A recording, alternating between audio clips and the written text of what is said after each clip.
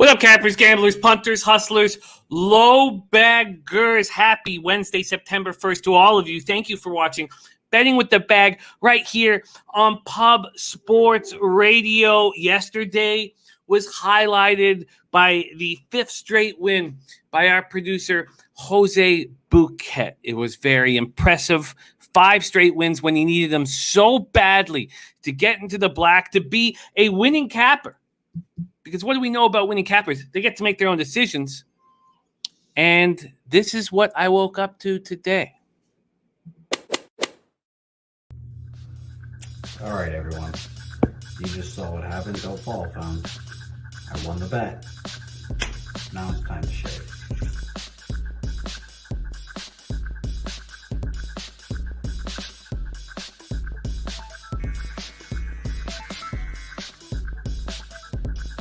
You know what? I'm not coming in tomorrow. I'm not showing up for this week. I'm taking the rest of the week off.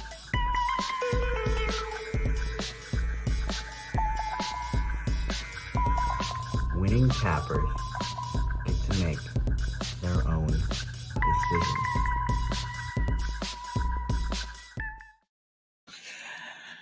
Look, I love it. It's very ballsy. It's very ballsy to then take the rest of the week off. It's very ballsy, and I respect it. I respect it, man. I guess that's what happens when you become a profitable capper. You get to do whatever the fuck you please. And Jose's taking the rest of the week off. And I like it. I think what's happened right in front of our very own eyes is Jose has become a man. And he's just taking the rest of the week off. Okay. All right. Okay. So that's how we start the show. I will be taking care of, I will be handling everything. I will be handling everything here. Shout out to all the guys joining us. Jose is riding off to the sunset. Maybe he's not back on Tuesday. Who knows? Who knows? But he's taking the rest of the week off. I'm not sure if Slaughter's laughing as hard as I am. Sammy Calmer in the house. Play of the day. Dodgers first 5 minus a half, minus 131. Great work. Nice job. It was very fun yesterday. Today, Sammy Calmer play today. Dodgers first 5 minus a half. Yesterday, we all cashed on the first 5 under 4, and a lot of you cashed on the no-run first inning with Jose. There's Lamont Williams in the house. Says, thank you for the birthday pick, Peter. Yeah, I was cheering it on. Birthday picks won twice in a row. And it was also the birthday pick yesterday was the first 5 under 4. So birthday pick now sitting at a very now 2 straight wins, so 3-3. And he was worried when he went 1-3 on his first 4 birthday picks, but I knew it would come together. Lamont Williams max play is Dodgers K's over like in the under 2. There's Fap win. Thank you for Smiling Assassin. That race, when I'm telling you, when Fap gives out a thoroughbred play, hammer it right away. I woke up to the money. It paid out $5.30 on $2. It went off at 1:35 in the morning, and I didn't get to watch the replay. I didn't get the replay. Usually I get the replay of Australian races, but I guess that was, I don't know, some podunk Aussie track somewhere that I didn't get the replay. But Smiling Assassin 1 paid $5.30. Thank you, my friend, for that. Real Deal Prime ready to get to work. Fap says, best bet today, Chicago White Sox first team to score. White Sox first team to score. That's a very interesting look. White Sox first team to score. I'm going to get that here. Ready to go. Where's that White Sox game? I've already seen the taint play of the day, so I'm excited about that. Here it is. Pirates, White Sox. Mitch Keller. Wow, interesting. Expecting Carlos Rodon to shut down the opening line. It's a very interesting bet. We'll break it down when we break down everything. And Lamont Williams says, good for the guy. Yeah, it was great. Michael Ervelina chanting, Jose, my hero today. The guy is gone today. I love it. I respect it. Mally Mal says, love the White Sox here. We got Mike M ready to get to work, are ready to eat. Thank you guys all so much for joining us. We got lots of work to do. We're coming off a great day all the way around. Lots of winners. I went 5-2, And I lost a double up on the Tigers, swept the rest of the board. We'll go over that before we break down everything. But the taint play of the day is in already. Red Sox full game money line. That's a really interesting spot. Red Sox full game money line from our Matty Ice. So taint is in.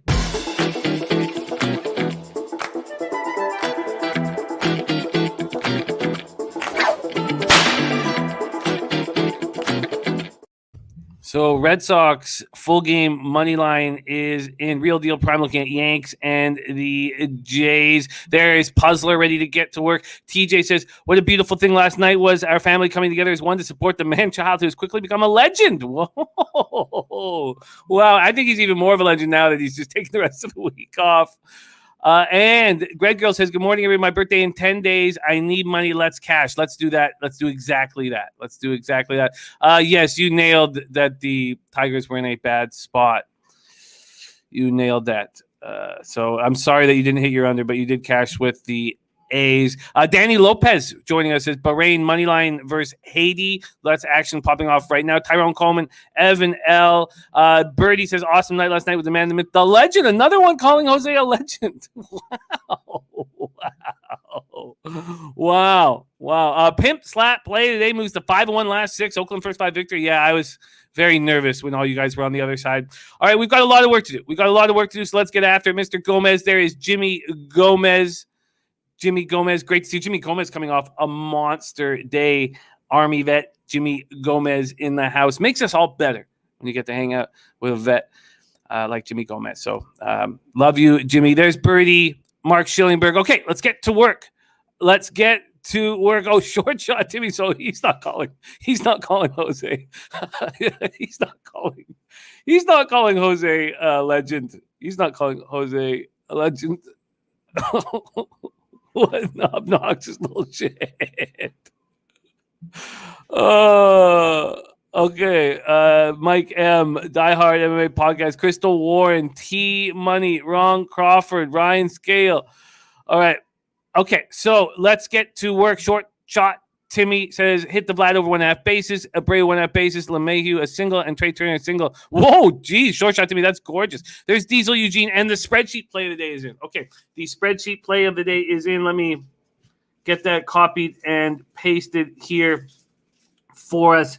Spreadsheet play of the day is in, and it's the Houston Astros. God, that line is so strange.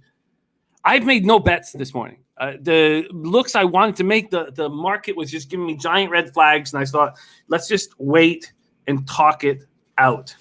But Astros was one of them. How? With the way Gilbert is pitching, how could this possibly be at minus 130? It's stupefying. And, of course, we know that these books have gorgeous buildings and make a lot of money. And they don't give money for free. But seeing Ron Crawford on the spreadsheet play today makes me think that I should join. Spreadsheet play of the day is in.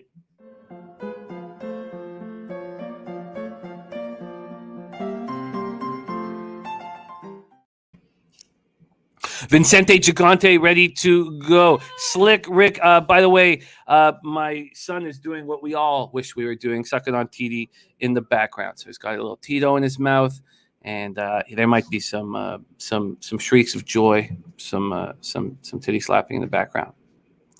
Joe Yurkovich hit the Rays team total over 2 days in a row. CT Bay's ready to get to work. Jessica Easton in the house. Let's get going. Okay, there it is. Let's get going. Res Mob ready to work. YouTube, everything. Sunny Springs. Anthony Velez. Thank you all so much for joining us. Nut Flush Allen says, good morning, boys and girls. Sorry being out a day or two as we get Bailey all packed up for first day of college at CBU. I love it. That's so exciting. She's such a incredible daughter you have. You have such a great family, and she's leading the way as your eldest. All right, let's get to work right now. Tour Capture says, ready for college week 1. Look, we smashed week 0. We'll smash 4-1, and I love today's game, and I can't wait to talk about that. So that's how we're going to close the show. We're going to close the show on this FBS FCS battle between UAB and Jacksonville State, and I spent a long time on it. Probably Oh, whatever. There's no such thing as too long, but I spent a long time on it. All right, let's get to work. There's Dutch Boy Fresh in the house. Let's go. And again, Jose has taken his winnings and he's gone. He is gone. He's gone. He's taking the week off because winning cappers get to make their own decisions. Slick Rick says, nothing wrong with a little milk straight from the teat. I agree, Slick Rick. I agree. And Diesel says, got my fiance and Jessica listening to the show with me again, and they love it. Okay, that's great stuff. Okay, let's get to work right now. We start at 1:10 p.m. Eastern, game 1 of the Cardinals Cincinnati Reds double dip. Cardinals 67 and 63, 32 and 33 on the road at the Reds 70. Oh, but first, and we're going to have no graphics today, so I can just stop and start whenever I please. Let's review yesterday. Tigers, full game. Tigers first 5, loss. Reds -1 postponed. Then I sweep the rest of the board. Colorado, Texas, first 5 over 4.5 cash. New York, Yankees, LA, first 5 over 5 cash. Atlanta, LA Dodgers, first 5 under 4 cash. Rays -1 cash. Indians, first 5, or Guardians, first 5 at +100 cash. So feeling good. Feeling very good. And I cashed with Fab wins, smiling assassin in Gawler. And so it feels good. All right, let's get to work now. And Brian Watson says Jacksonville State +60.5. Anybody like that? I do like it. But I haven't bet it yet, and I really want to talk it out, and I do think we can get better because I woke up this morning and Pinnacle had moved it to 17, so there's no reason right now to rush if we do like Jacksonville State, and I find the game fascinating from a capping standpoint, so I can't wait to talk about it. We'll save a nice chunk of time. All right, Great American Ballpark, Cincinnati, Ohio, game 1 of the double dip, 76 Fahrenheit, partly cloudy, 13 miles per hour out to right. We have Miles Michaelis and Wade Miley. I do want to confirm that is the case because these things change in double dips, and it is. This total sitting at 7, opened up -116 to the under at Pinnacle. It's now -128, so there's been a 12-cent move towards the under. And Pinnacle still hasn't put out a money line on this, so right now I'm not sure. It's between -126 and -142 for the Reds and Wade Miley. Yes, Lamar Williams, Jacksonville State, college football today. And they're, the real deal for an FCS squad. And Nutflush John says, wait on that Jacksonville money will come in this afternoon. Well, I can't wait to talk about the game. Okay, let's go and continue rolling. And Philly, Washington postponed. Really? Philly, Washington is also postponed. Oh, wow. Okay, Nola Espino. Okay, great. That's great stuff. That'll make things easy. Okay, thank you for sharing that with me. Sonny Vega in the house. I love Sonny. We need more Sonny on this show. Says, I need to win today so I get my jewelry back from the pawn shop. Okay, let's get it. Sonny Vega. Let's get it. Miles Michaelis, 0-1, 2.70 ERA, 1.28 whip in 13 1/3. So he's come back, and he's looked okay. His last start was at Pittsburgh in a nice pitching park, and 4 1/3, 8 hits, 3 earned runs, 1 home run, 1 walk, 3 Ks, and 11-7 loss at the Pirates. Going up against Wade Miley, 11-4, 2.74 ERA, 1.22 whip, 144 2/3, 112 Ks, 46 walks. His last start was excellent at the Marlins. He went 7 innings, allowed 6 hits, no earned runs, 1 walk, 5 Ks in that 6-0 win. The Cardinals are smashing lefties, and the Reds are smashing righties. Cardinals versus lefties, 274 with 845 OPS last 30 days. Reds versus righties, 259, 842 OPS. And Cards bullpen's been quite good lately, 3.63 ERA, 1.18 whip. Reds bullpen, 4.61 ERA, 1.41 whip. Interesting. Let's move over to the baseball data and see what we are dealing with. Okay, here we go. This is what we have. We have, against Michaelis, they're hitting 279 with a 979 OPS. 17 for 61, 7 of those 17 hits for home runs. Against Wade Miley, 314 with an 838 OPS. Puzzler says Michaelis numbers may look better than he really is. He's only pitched against the Pirates and Cubs. I agree with that. Birdie. Nasty Nate in the house. Okay, so let's move on to see where the cash lies in this spot. Game 1 of the double dip here.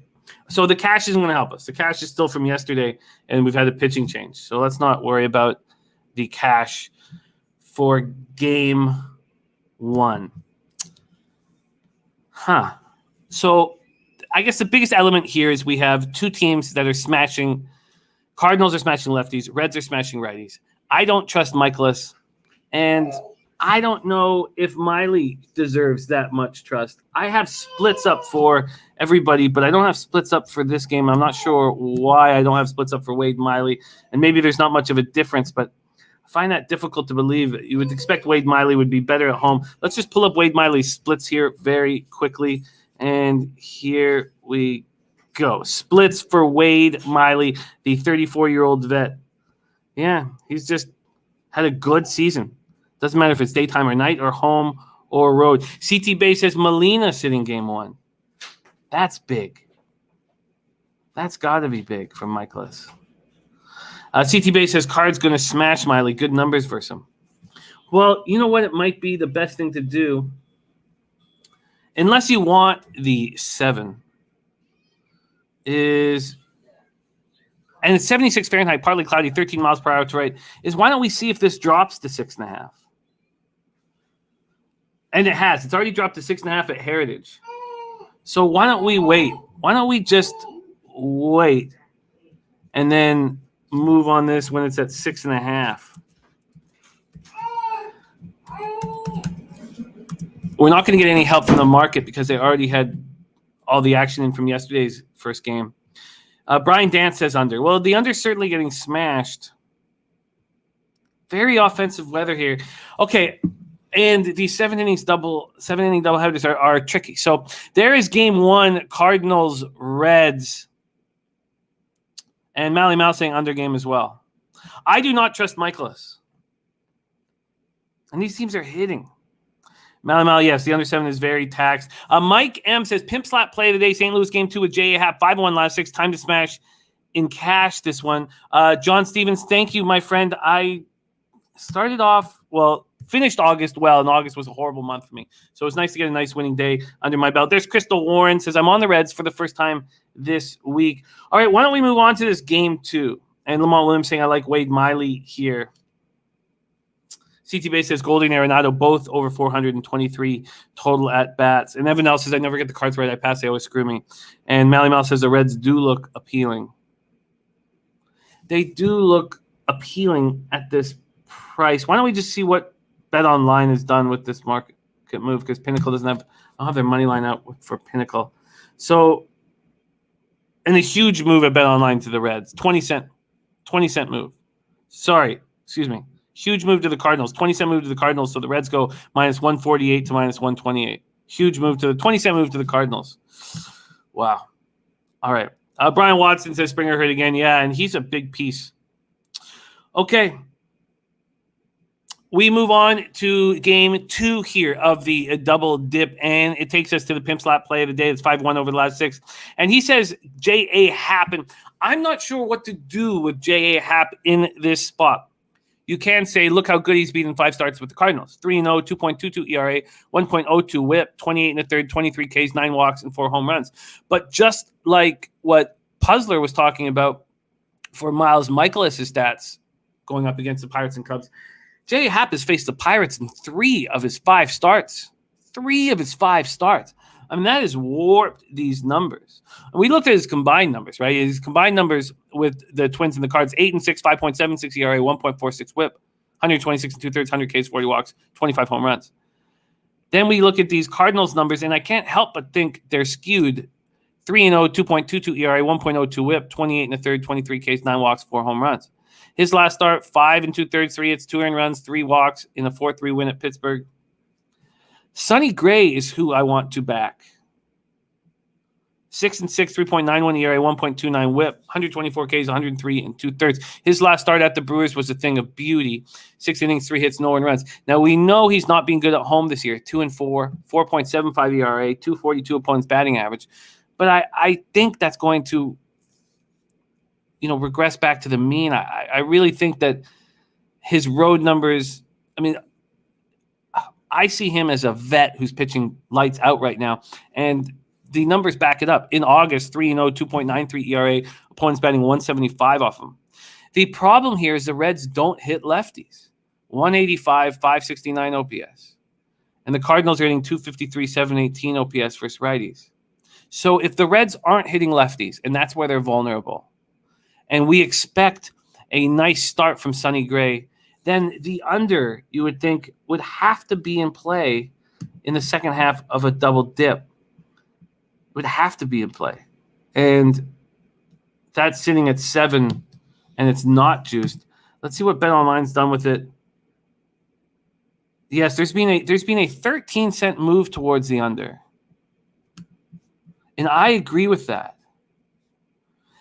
Now the very, very important question comes, do you want to see what happens in game 1 before deciding what to do on game 2? Do you want to make a move on the over in game 1 and the under in game 2? I mean, TJ says been making money on second game doubleheader unders. Mike M says, I like the under 2, but I'm fading a guy who came to the ballpark yesterday to start. Now he has to wait for first game to take the second one. You know, Mike, I don't think we knew how much rain was in the forecast. I'm surprised we even talked about the game. And one thing that's happened to me this year is I've left money on the table when I liked the spot, thought it was going to get rained out, and didn't just bet it. So I thought, what's the fear in just betting it, talking about it? I think a veteran like Sonny Gray is not going to go through everything and prepare to start when it's pretty clear he's not going to have to. So, but I understand the look. And there's Dommy Gunn Ricci coming off a 5 in one day. Attaboy, Dommy. I love hearing that. So before we get confident on that, let's just go to the baseball data for game 2. And against Hap, they're hitting 326 with a 986 OPS. So they get the Hap, but they're not hitting lefties at all right now. And Sonny Gray, 269, 848 OPS. So I think why would there be an expectation other than the fact that it's just an early game that there be less runs scored in Michaelis Miley than Hap, Sonny Gray? And I guess it's simple if you look at Michaelis in 13 innings. God, one thing I don't want to. These 7-inning doubleheaders are tricky, and to sit here and say, okay, the first game's going to go over, second game's going to go under is scares. It doesn't make me comfortable. But that's how I feel.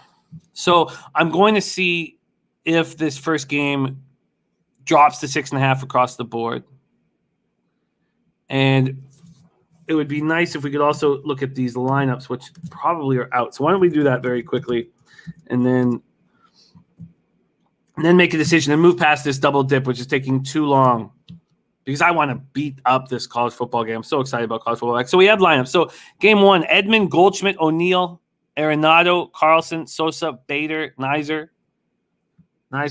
And then Mike, let's turn it over. Then India, Naquin, Castellanos, Votto, Moustakas, Farmer, Barnhart, Schrock. God, I think there's going to be runs. And Dommy, nice, 33 and 16. I like it. Okay. All right. Well, that's where I look. It's dangerous getting your day started, especially after, because I hit 5 straight after the Tigers went down. It makes me nervous to start my day here with this double dip. Dommy Gunn said I should listen to my lean on Baltimore yesterday. Hit the team total, but didn't capitalize on the plus 245. And big shout out to Alex Pavone, who is a stand-up comic out of Brooklyn, who is a big gambler, and he'll be making more appearances on our show moving forward because he sent me the message. He said, I'm fading the Toronto Blue Jays in every game in this Orioles series. And it's a really nice situation when you only need to cash once to be in the black. Okay, so I'm thinking over game 1, under game 2, nervously.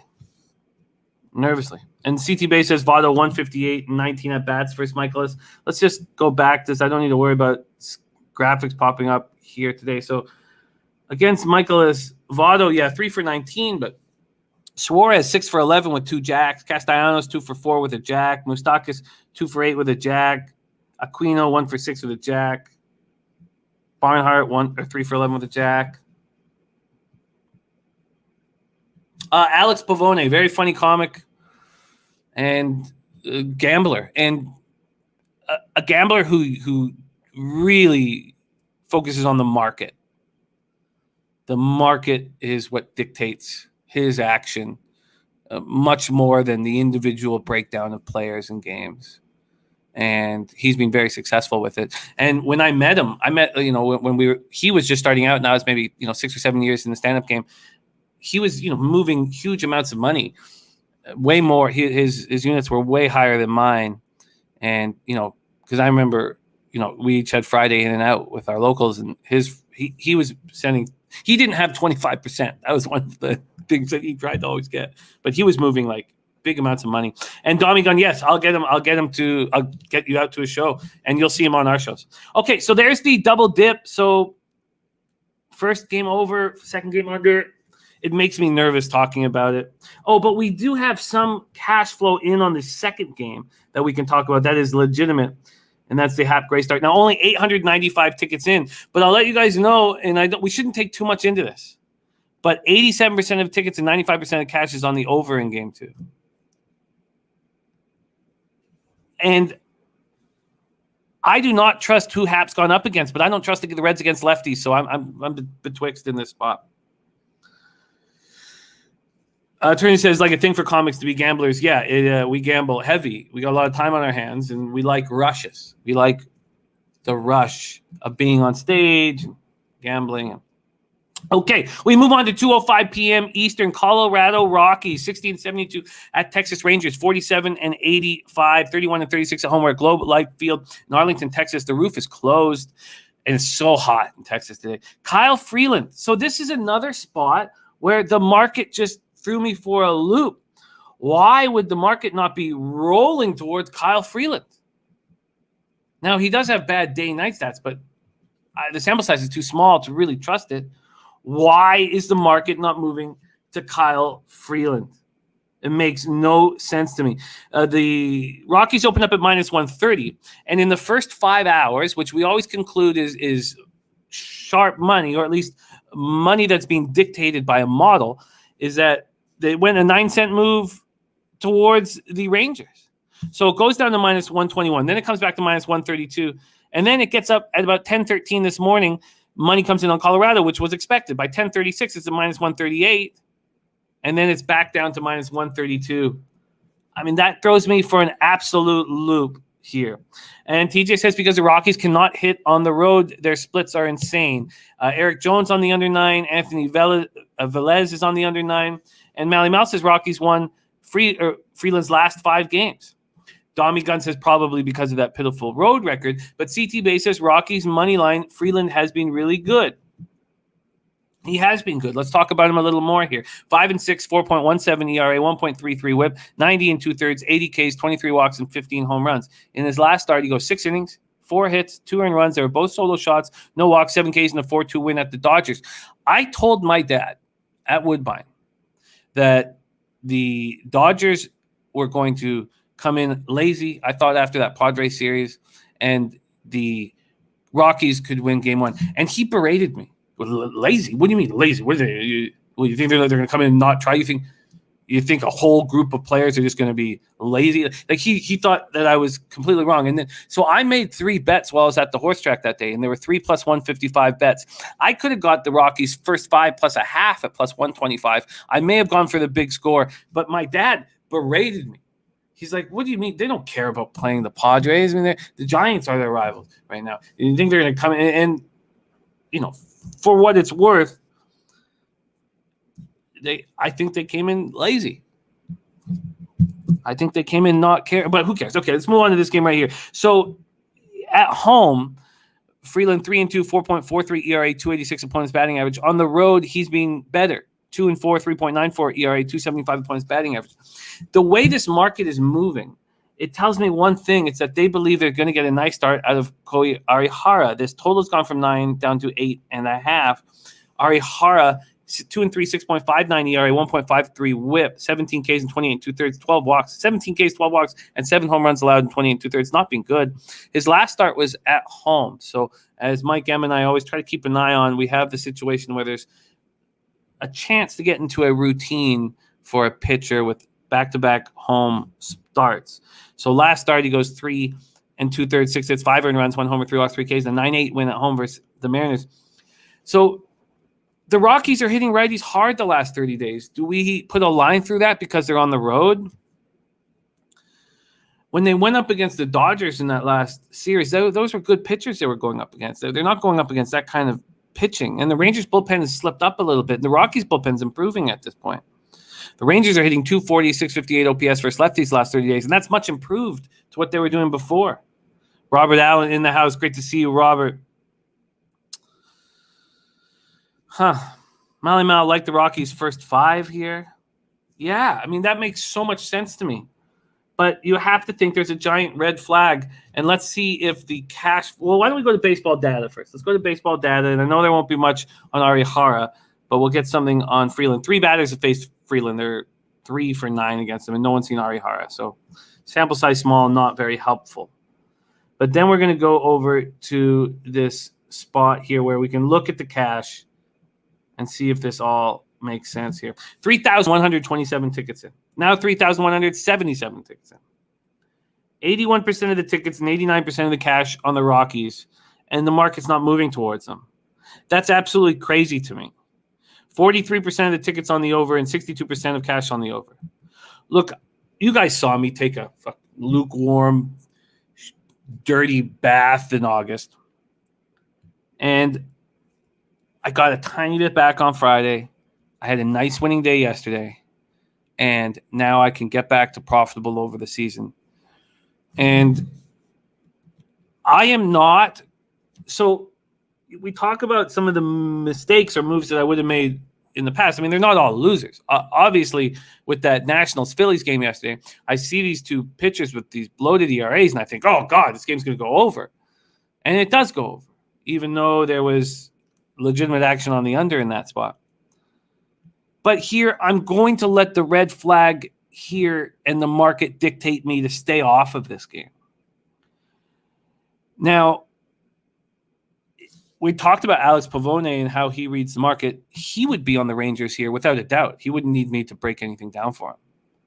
He would say the market's telling me that the Rangers are going to win this game, and he trusts that. And look, everybody has a different system. And if my system right now is just to be scared when I expect a market to move towards Kyle Freeland and it doesn't, then I'm just going to go with that. So what I could do, and I don't want to, but I could trust that Arihara has not seen this Rockies lineup. The Rockies don't hit on the road. Arihara is getting back-to-back home starts, so he should be much better. I expect Freeland to be good, but not great. And then the first 5 under 4.5 would be in play. But that's gone up 5 cents from the opener at Pinnacle. Shauna and Jessica, man, hey, they're laughing, having a good time. Let them do it, man. The fact that they're hanging out with you while you cap is a gift. Okay, so Maxwell Smart in the house says, I love FCS football. Look, I loved capping this game today, so I get it. R2D2 Finland says, I like first 5 Rockies. I get it. I absolutely get it. But Banana Grape says, trust your system. So I'm this is going to be a red flag for me. But I can tell you flat out, and I can tell you flat out that I've lost in MLB the last 3 seasons. And it's been embarrassing. And it's been really tough. And like, you know, it just weighed on my shoulders and it ruined my summers. And I would have, in the last 3 years, immediately taken Freeland first 5 here. And look, I went over last year's numbers. Was it last year? No, 2019. I was going over 2019 numbers.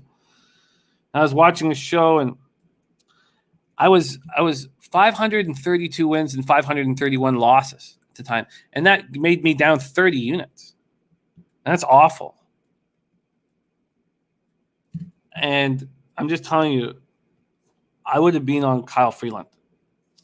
So let's move on to another spot that I found absolutely perplexing. This 3:40 p.m. Eastern spot, San Diego Padres at Arizona Diamondbacks, 71-62, 30-33 on the road at Arizona Diamondbacks, 44-90, 27-38 at home. And a look here with the prop market, Raimel Tapia for the Rockies for over 1.5 bases at plus 110, over a half stolen base at plus 600.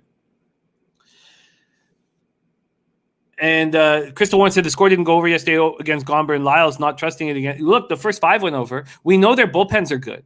Both bullpens are pitching well right now. So Nutflush Allen said it's, in my opinion, it's getting to the time where teams with vets that are done will start giving poor efforts. But watch the teams with youngsters getting called up, playing at 100%. Happens every year. Okay, so let's move on to Padres, Diamondbacks, Chase Field, Phoenix, Arizona. Roof closed here. Yu Darvish is pitching terribly. And what the hell is Luke Weaver going to give us? I can tell you what he's going to give us. Not very much. He's not going to be on. So Weaver hasn't started since May 16th. Matthew Rogers, thank you. I love this. This is the World Series hat right here. I'm going to pull that up right there. So, yeah, I love it. Thank you. So he suffers a rotator cuff strain in mid-May, and he's been working his way back since. He begins a rehab assignment in early August. So the last outing he had was August 20th, right? Now we're September 1st, 11 days ago. August 20th, he pitches 73 pitches with AAA Reno. And then he has to go in 7-day COVID protocol. 7-day COVID protocol. You know, R2D2, we can't wait. We can't wait to hear your European hockey action. You put so much cash in our pockets. Key and VP, beautiful. Von Polo and his girl just landed in Vegas. I love it. Okay, so they wanted to give him one more start. They weren't able to because of his COVID protocol. He's not going to go deep in this game. And what do we know about the Diamondbacks bullpen? 5.16 ERA over the last 30 days. They're terrible. So we know he's terrible. Then we have Yu Darvish. 7-8, 3.80 ERA, 1.03 whip, 164 Ks, 137 30. He's been good this year, but he's been terrible of late. His last start, 6 innings, 5 hits, 4 earned runs, 1 homer, 1 walk, 6 Ks, and a 4-0 loss at home versus the Dodgers, a team that he's dominated throughout his career. And then at home, still okay. 5-4, 3.30 ERA, 2.11 opponent's batting average. On the road, he's been bad. 2-4, 4.75 ERA, 2.25 opponent's batting average. In July, he's 0-4 with a 7.36 ERA, 2.72 opponent's batting average. In August, 0-2 with a 6.32 ERA, 2.46 opponent's batting average. Turns, he says, love the over here. So that's my. I came so close to betting this, and I was like, you know what? It was early in the morning. I was like, let's just wait. Let's just see what the first 1,000 tickets hold. The first 1,000 tickets came in, and 99% of the cash was on the under. Why? So I've got to stop everything and figure out, what am I missing here? Do they think Luke Weaver's going to come out and have a nice start? Jeffrey Blue in the house. Great work yesterday, Jeffrey. So I don't. Oh, beautiful, Matthew Rogers. I love it. Robert Allen. Jose has fucked off on us for a few days. He's taking the rest of the week off because he's a winning capper now and he gets to make his own decisions. It's hilarious. Okay, so let's go to the market moves here on this total. First 5 I'd be interested in. The first 5 total here was juiced to the under 4.5. Now it's juiced to the over 4.5. Okay, so that's a good sign. I like seeing that. So let's go to the full game here. And Pinnacle just moved it to 9. So all the money's coming in on the over, like I had thought was going to happen. Wow. And yet, with 2,635 tickets in, and we know the people who are early betting this game are all going to be all over the under, or all the sharper bettors have put 71% of tickets on the under and still 99% of cash on the under. That's just crazy to me. CT Bay says Diamondbacks just can't hit. Took San Diego run line last night instead of over because Diamondbacks bats asleep. Dommy Gun Reaches says I don't look at those ticket counts till later in the day for these late night games, just the way I cap. I hear you, but I think the early tickets, well, we know the early tickets are the so-called or pseudo sharps, and the late tickets are the public. So I do want to know the early tickets quite badly. TJ says my numbers last 630 days. Darvish is being very unlucky. FIP and Sierra are very good. ERA bad and BABIP bad.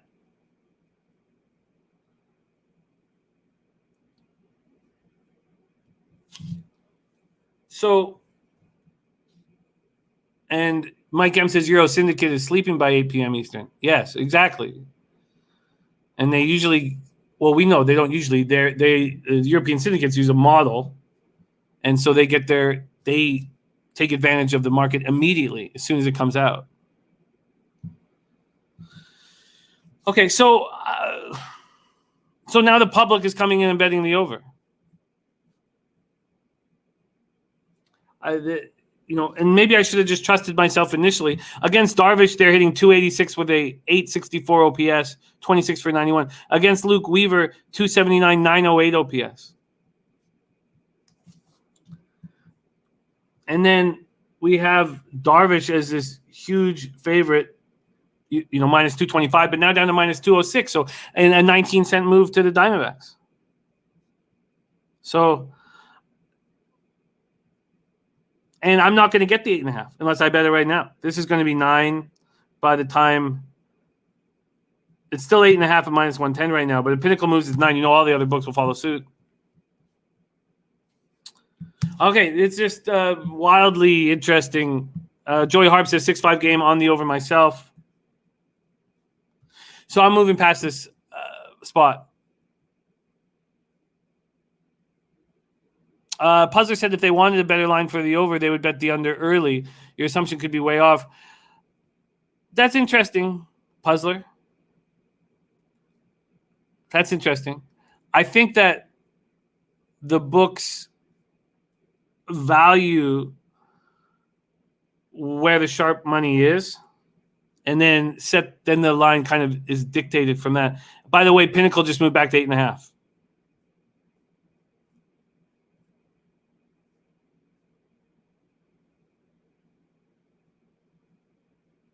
And I don't know why it said the Pinnacle was 9, because it says here the Pinnacle moved to 8.5 at 7:55 this morning. Wow. So it opened at 9. So Pinnacle has moved to the under. Let's just go to Bet Online then. That was a mistake then, what was being shown to me. Bet Online opens it at 9 at 3:10 p.m. and by 9:30 it's at 8.5. So I think that I probably explained that poorly, Puzzler, but clearly the sharps got in and the syndicates got in at 9. And now it's 8.5.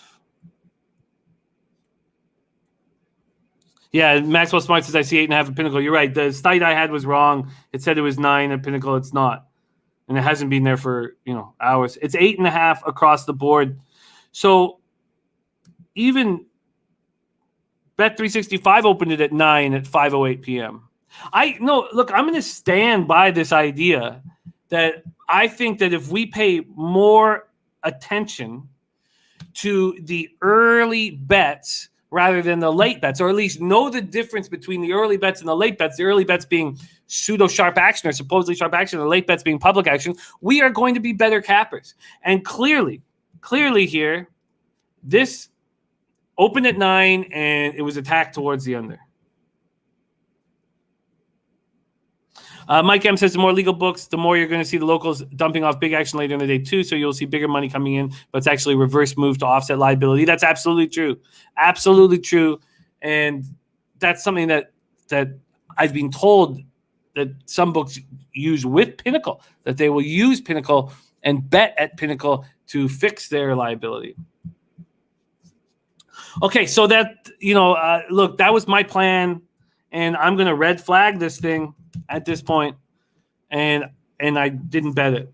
We move on to 4:10 p.m. and here it is again. Look, this was a very difficult card, and I spent hours of staring at these things, trying to figure out why things are the way they are, and why did the Astros open up at this line. So let's just start with the Astros opening line here. This Astros opening line opens at minus 125. It's now at minus 127. So there's been a 2-cent move to the Houston Astros. Okay, the 2-cent move to the Houston Astros. There's 3,757 tickets in. 78% of the tickets, 78% of the cash are on the Houston Astros. And there's been a 2-cent move. Why? Now, when you have MLB cappers that beat baseball year after year after year, and you see this with me in NHL, where it was a sport that I have a lot of confidence in, I'm fine. The market can be saying one thing, and I'll say, look, this is what I believe, and this is what I'm trusting. And the best MLB cappers are the same way. I have struggled in MLB in my career as showing everything public, which I've done over the last 4 years, making everything public. I've struggled. It's been embarrassing. I have to change what I'm doing. It's not working. And this year, at times, I was starting to think, I can beat MLB. Let's talk about a man who beats MLB every year, and that is Ron Crawford. And he is on the Houston Astros at minus 128 as the spreadsheet play of the day.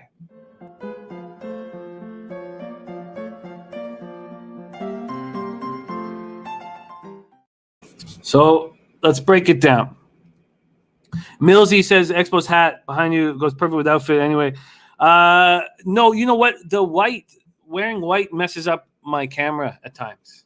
I don't know why. Like, it's a good camera, and white just messes with it. So I don't. But I feel you, and I love the white. Kevin Riley says Seattle in the under. So there you go, right away from Kevin Riley. Okay, so let's break this down. Jake Odorizzi, 6-6. 67 Fahrenheit clear, 7 miles per hour in. I expect the roof to be open. Jake Odorizzi, 6-6, 4.46 ERA, 1.25 WHIP, 84 2/3, 75 Ks, 29 walks, 16 home runs. His last start at Texas was pretty good. He's been bad on the road all year, but it was a pretty good start. 5 innings, 6 hits, 2 earned runs, 1 homer, no walks, 5 Ks, and a 5-4 win. At home, 2-3, 3.62 ERA, 239 points batting average. On the road, he's been bad. 4-3, 5.13 ERA, 240 opponent's batting average. CT basis, Odorizzi is the reason for the decent price. Trust him and the Astros. You should fire away. Logan Gilbert on the other side has been so bad. 5.44 ERA, 1.23 WHIP, and earlier in the year, he was a bet-on pitcher. Kid coming up, looked great. His last start, an extra inning loss at home versus the Royals. He goes 4 innings, lost 9 hits, 5 earned runs, 1 homer, 1 walk, 5 Ks. At home, he's worse than he is on the road.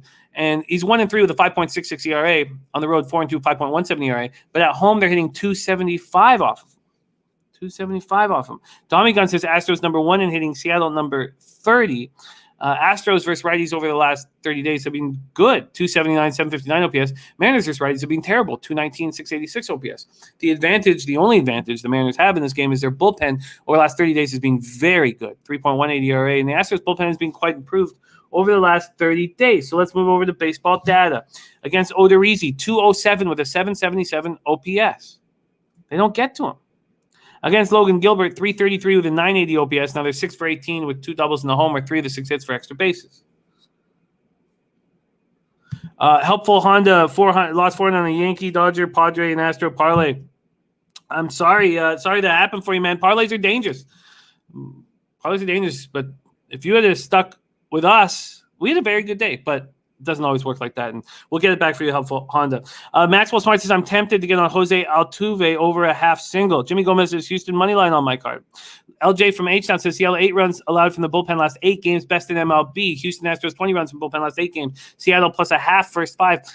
LJ, if you think that Mariners bullpen's being so lights out, why are you focusing on first 5 rather than full game? Okay, so and the Pamper Pop play of the day, Colorado first 5 minus a half, and CJ Cron for a jack of the day. Robert Cherry, I get it. Look, that game confuses me, as does this. So we have this market not moving towards the Astros when the money's coming in on the Astros. We have this total going from 9 to 8.5, which is a pretty clear indication that they expect Logan Gilbert to have a good home start. So I cannot fathom that with Logan Gilbert on the mound, this number would be the way it is. I can't understand it. Joe Yerker says, I think Gilbert will be on a short leash. That's a really good point. Thank you, Banana Grapes. I need to switch it up. I've been switching up the background hats enough, but thank you. Okay, so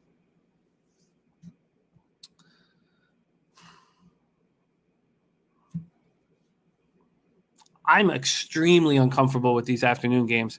And then when it comes down to it, I go back to the double dips. And like, if I'm letting the market dictate how I'm betting all this or staying off of all these spots, then do I really take the over 6.5 in the Cards-Reds game 1 when the market's clearly moving to the under? So,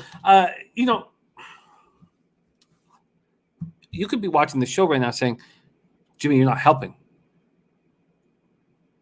And that's a valid statement to make. But MLB is a fickle, sexy whore that will grind you down, but you keep coming back for more because you love it. She will rob you, and you will keep coming back for more because it feels so goddamn good. And I can't let it do that to me. And I can't keep doing or making the same mistakes that I've made in years prior. And so look, I don't know what to do. So when I look at this card, of course, Freeland first 5, fading Arihara. Why is the market not moving to the Rockies? What? And then, of course, the over in this Darvish Weaver spot. Weaver hasn't started since May. He had poor rehab starts. They wanted to give him another one. Then he has to go through the COVID protocol. And then he's going to have a short leash. So then we're going to have the bullpen. Of course, the over. Why is it moving to the under? Why could it possibly be moving to the under? And then how could the Astros be sitting here at minus 128 or minus 130? With Logan Gilbert on the mound? It makes no sense. And if it makes no sense, then what? Am I going to sit here and have no afternoon action? Gerald Sy says, first time tuning in, do you ever use umpires to help your capping? The group does, but I don't break down the umps enough, Gerald. And we have cappers in the chat that do a ton of that. And I don't break down the umps enough. And look, you could sit here and cap a game for 3 hours. But I try to have every game capped for you to the best of my abilities, and that takes a minimum of 6 hours. Minimum. So it's tricky. Gerald Sy says umpire for Houston game is 6-18 for the away team. Wow. Okay. And the first KHL tip, 5 minutes left. Moscow Avant-Garde taking over 5.5 goals at plus 175 season opener. I expect goals. R2D2 Finland, a OG low bagger who pays us out in European hockey, and we love him absolutely dearly. We love him dearly. So there you go. R2D2 Finland, 5 minutes. Moscow Avant-Garde over 5.5 goals. And another interesting thing about R2D2 Finland is he smashes unders nonstop. So starting the year with an over, very, very interesting. Okay. So I'm going to have to revisit these games in a little bit. Okay. Eric Thomas, what's happening, my man? We move on to 7:05 p.m. Eastern. First night game, Philadelphia Phillies 68-64, 29-36 on the road at Washington Nationals, 55-76, 31-35 at home at Nationals Park in Washington, D.C., 74 Fahrenheit rain, and this game's canceled. Sorry. Okay, we move on to 7:07 p.m. Eastern. Baltimore Orioles at Toronto Blue Jays. Orioles 41-90, 22-46 on the road. Blue Jays 69-62, 35-29 at home. Rogers Center in Toronto, Ontario. 71 Fahrenheit clear, 10 miles per hour in. Matt Harvey versus Steven Matz. And, it takes somebody who's been doing this a long time, like Alex Pavone, he's a young guy. He's younger than me. But he's been doing this since he was a teenager, to realize that the Blue Jays were susceptible in this series. And Domi Gunrichi knew it too. Susceptible in this series. Harvey, 6-14, 6.18 ERA, 1.51 whip, 119 and a third, 93 Ks, 35 walks, 18 home runs. In his last start, he goes 6 innings, 4 hits, 3 earned runs, no homers, 1 walk, 4 Ks, and a 6-3 loss at home versus the Rays. At home, he's bad. I mean, he's 2-9, 6.40 ERA, 296 opponents batting average at home. On the road, 4-5, 5.98 ERA, 284 opponents batting average. Better on the road than he is at home. Going up against Steven Matz, 10-7, 3.81 ERA, 1.32 WHIP, 111 Ks, 118 innings, 32 walks, 14 home runs. And you know who's got such a good read on Steven Matz is Domi Gunrichi. I'd love to hear what Domi thinks about Steven Matz. He knows this guy inside and out. If he thinks there's going to be a nice start here, because he's coming off a nice start at the Tigers. Orioles first lefties, 232, 703 OPS over the last 30 days. Blue Jays first righties, 249, 732 OPS last 30 days. Cheshire Cat says, I can't get out of my head that Harvey sucks. Helpful Honda says, just curious because I like that Jordan poster. Is Mike better than Braun? Come on, of course he's better than Braun. Now, look, LeBron can defend every position on the floor, and that is a very important skill, and it's great. But come on, Michael Jordan. I guess the conversation stops. It's Michael Jordan, and then there's everybody else. Okay. Orioles bullpen's been atrocious. Blue Jays. Okay, here we go. Dominic's out. Okay. Yeah, Dominic, that game's canceled. We really want to hear. We really want to hear your thoughts on Steven Matz. PRS full says Matz had 3 strong starts in July, but he's been awful for the rest of the way. But the Jays suck at the plate at the moment. And Gerald Sy 7-18 on the under for the Toronto umpire. Interesting. And Matt's been pitching good first 5 innings. He has been. All right, let's go over the baseball data here, and then we'll take a look at what the market's done in this spot. Baseball data against Harvey, 366, 1.036 OPS. Vladdy Guerrero, 5 for 7 with a homer and 4 singles. And Springer, doesn't matter. Lourdes Gurriel, 4 for 6. Reese McGuire, 2 for 4. I know they're trying to play Alejandro Kirk as much as possible, but maybe this is a spot where you use Reese McGuire. He's 2 for 4 with 2 doubles against him. Teoscar Hernandez, 3 for 8. Against Steven Matz, 333 with a 1.056 OPS. They get to Steven Matz. Puzzler says Jays can hit Harvey. Yes, what a spectacular call from Pistol Pete Loshak on the under in this spot. And the play of the day, Turnsies, Rusty Kuntz play of the day is White Sox over 8.5. What is the juice associated with that look? I'd be curious if you could hit me with that. White Sox over 8.5 with this Keller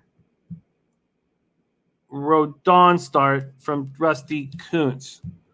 Rusty Kuntz play of the day is in. Rusty Kuntz play of the day in. Over 8.5 in Pirates White Sox.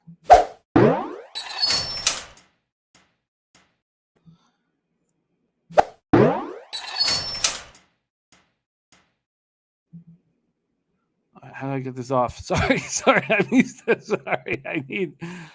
I need. Okay. Sorry, this is what we're missing. I know what to do here. All right, there we go. Sorry. Usually our producer handles that. Okay. So Rusty Kuntz is minus 115. Okay. Sunny Spring says Jay's going to beast unleashed on Harvey. Kevin Riley. Yeah, I've got the stats there, Kev. But I'm just curious what. Okay, so let's take a look at the market here. Both pitchers have been attacked by the opposition. This total opened up at 10, juiced to the over. It's now juiced to the under. The Jays go from minus 255 to minus 240, a 15-cent move towards the Orioles. Let's go to the cash flow here. We have 4,148 tickets in. 80% of the tickets and 93% of the cash on the Jays, and there's been a 15-cent move to the Orioles. Then we have 64% of tickets and 76% of cash on the over, yet this game is moving to the under. Wow. Puzzler says Springer may be able to DH. Wow. Okay. And Max says Springer over 1.5 base is hard to resist. CT base says Matt's 4 earned runs combined last 5 starts. Remo says, who does Jimmy hate more, George Springer or the Haitian kids at the playground? Look, I don't hate the Haitian kids at the playground. I'm a little intimidated by the Haitian toddlers. That's all. A little intimidated by them. And Springer, I hate his calf and his hamstring. That's what I hate. I want him to be playing. Okay. Well, the market, yes, he did Soupy Panties.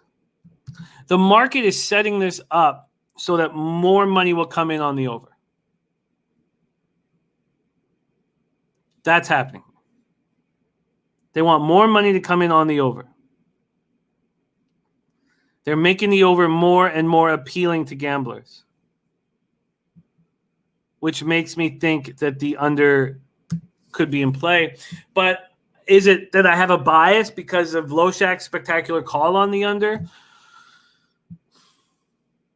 Both pitchers are coming off nice starts. And if that's the case, and I'm so scared of the Orioles bullpen, then do I trust Harvey and Matz in the first 5 situation? Where we're getting 5.5. There's been a 3-cent. Oh, and that's moved to the over. Really? Money coming in on the first 5 over 5.5 and coming. All right. And CT base is taking the under 10.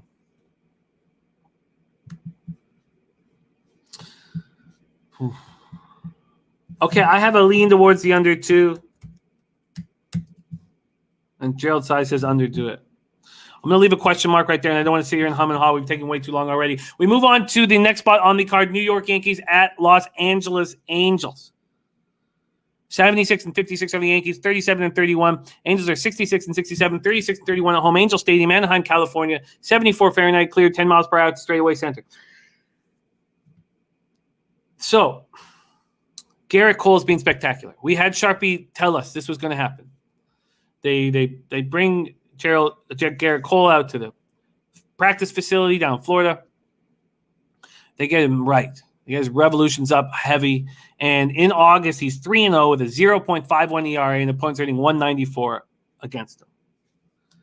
So my first instinct is you have to hammer the Yankees. And if you have to hammer the Yankees, you have to hit them on a huge line. I could have got the -1.5 at -160 last night. I don't want that. And the Angels are playing them hard. So maybe a -2. I've made 2 bets this year on the -2 line. I've lost them both badly. So the question is, what do we think of Packy Naughton here? Last start, 4 1/3, 3 hits, 2 runs, none of which were earned, 2 walks, 2 Ks, and a 5-0 loss at home versus the Padres.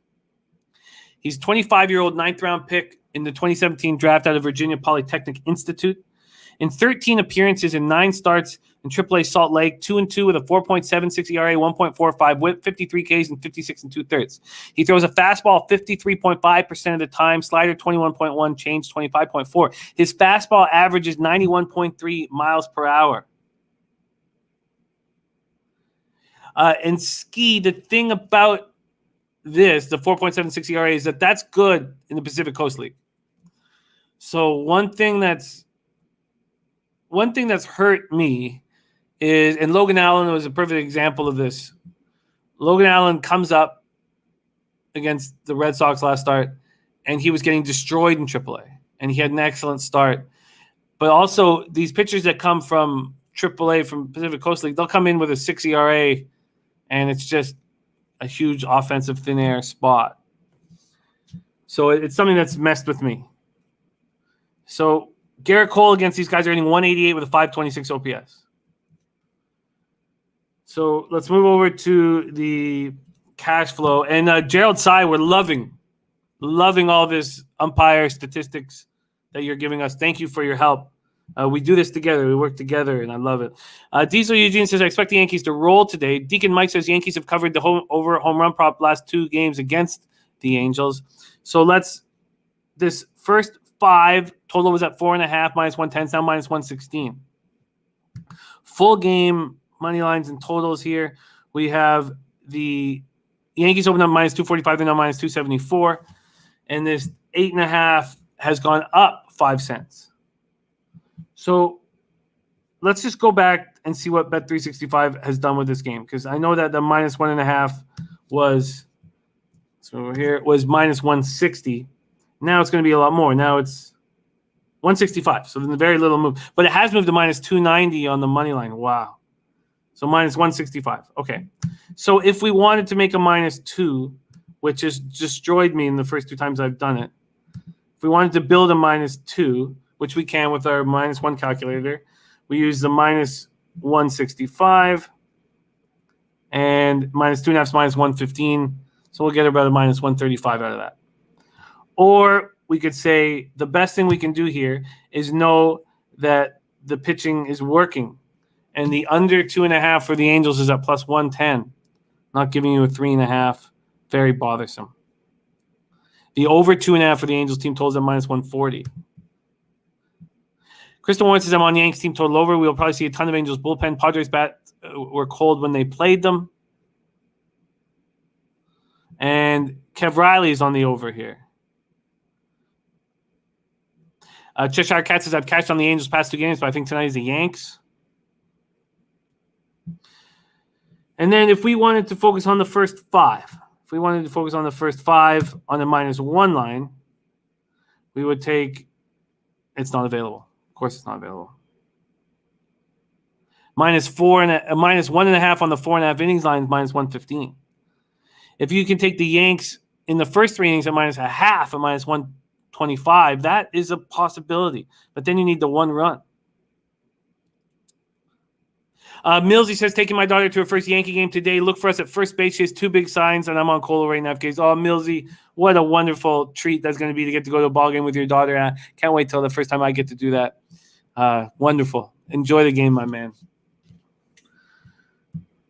And Rodney Barton says, watch this Yankees game go under. Okay, so again, we know that this over has gone, made a 5-cent move at Pinnacle to the over. Let's see where the cash lies in this spot. 3,921 tickets in, 80% of the cash, 80% of the tickets on the Yankees, 87% of cash on the Yankees. Then 75% of tickets on the over, but just 41% of cash on the over, which tells me that they think they're going to get a nice start out of Packy Naughton. Yeah, it's going to be so memorable, Millsy. I read this great book. I can't remember. Trading Basis. It's called Trading Basis. I think it's called Trading Basis. It was about this New York guy. He's a very well-educated numbers man. He's crossing the street in New York. And he gets hit by an ambulance and shatters his leg, and he's got his leg up for 8 months. And baseball is his favorite sport, so he puts together a model that he uses for baseball, and it works. And he just goes through the model and how much money he made and everything. It's fascinating. And he's talking about taking, his daughters to their first baseball game, how excited he was. And he'd been spending 8 months, capping baseball every single day. And he brings the daughters to the game, and they come up and they see how green the field is. And his daughter looks at him, and he's got 2 daughters. One daughter looks at him and goes, Daddy, it's so green. It's so green. And he just starts sobbing. Sobbing. I love that shit. Okay. Maxwell Smart says, I heard Garrett Cole steals baby donkeys. So this is new information here. And Dommy Gunn says, don't forget Yanks were an under machine that went on that big run, which grinded to a halt. Yankees' true colors showing. Yeah. So Yankees versus lefties last 30 days, 249, 728 OPS. Angels versus righties, 229, 653 OPS. This could be a real under spot. So this game I have to attack. And we know Garrett Cole's pitching lights out. It's not going to stop. He's also a SoCal guy. Right, he's a SoCal guy. He's pitching at Angel Stadium. He's going to care about this spot a lot, which makes me think that the under could be in play if Packy Naughton is okay here. And the Yankees aren't hitting lefties. So, yeah, it makes me think that the under is possible. So, under 8.5 is possible. I think that makes sense. And I think backing the Yankees makes sense here. I think this is a final score of 5-1 or 5-2 or 4-1 or 4-2. I think that makes sense here. So what was they didn't give me the first 5 -1. Of course not. Pricks. And already a goal with Omsk here. Ski Prophet says Angels bullpen. All I'm going to say, Angels bullpen has not been bad over the last 30 days. Last 30 days, they've improved quite a bit. So, and these slow tossing lefties that come up from the minors that the other team hasn't seen are often tricky. So, yes, I'm going to move on the under, and I'm going to move on the Yankees. Yes, Jimmy, the last 30 days. Sorry, Jimmy, 30 days. Yes, last 30 days, Ski. They have a 4.28 ERA over the last 30 days. And their whip over the last 30 days, let me pull this up here right now, 1.32. It's pretty good. The opponent's batting average 249. I mean, it's not good comparison. I don't think 30 is too much. I don't think 30 is looking too much. Ski Prophet, I think last 10 is worse. I think that you're cutting down the sample size too small. And there you want, and I asked Peter about this. I think you want a bigger sample size than 10, and you probably 15 would be the very minimum that I would want personally. But we all have different angles, different things that we use. So, okay, so I'm going to move on the under, and I'm going to move on the Yankees. And if I move on to -2, you need to know that it's been very bad for me so far this year. And for me to sit back and expect a run in the first 3 innings by the Yankees, because I think that Garrett Cole can shut down the Angels, is uncomforting. Because they are offering the first 3 innings -0.5 at -125, which is a way to get the VIG down. LJ from H-Town says Angels scored 39 runs first 5 last 7 games, 19 runs last 3 first 5. Both games gone over last 2 games. Does J. Cole stop the losing streak? Yankees run line my play. Ski Prophet says we just had the recent performance combo though. Yeah, I mean, were you? Yeah, it was a fascinating conversation with Pete yesterday on Friday about the 30 days, 15 days, 10 days. And look, do what's working for you, Ski. Do what's working for you. But I do really think cutting it down to 10 days, the sample size is too small, personally. All right, we move on to 7:10 p.m. Eastern. This game is unbelievably fascinating. Boston Red Sox at Tampa Bay Rays. And Big Ragu says Yankees and under in same sentence. There we go from Ragu. Red Sox, Rays, and Big Ragu, now that football season's back, will hopefully be making a lot more appearances here on Pub Sports Radio. Chris Sale versus Drew Rasmussen here, and it's a very interesting spot. One that is headlined by the fact that Matty Ice taint play of the day is in. Red Sox full game -115. Red Sox full game -115. Taint is in.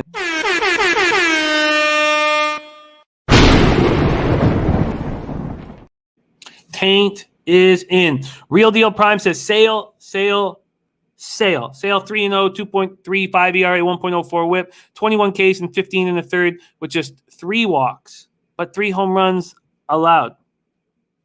Drew Rasmussen has been very good. He was picked up from the Milwaukee Brewers. The Rays are geniuses. Rasmussen and the Rays 1-1. Now, this is combined with the Brewers. 1-1, 3.46 ERA, 1.23 whip. 58 Ks in 52 innings, 23 walks, 4 home runs. With Tampa, he's 1-0 with a 3.09 ERA, 1.11 whip, 33 Ks in 35 innings. The Rays are smashing lefties. And it's not all Nelson Cruz, of course, but before they picked up Nelson Cruz, they weren't hitting lefties at all.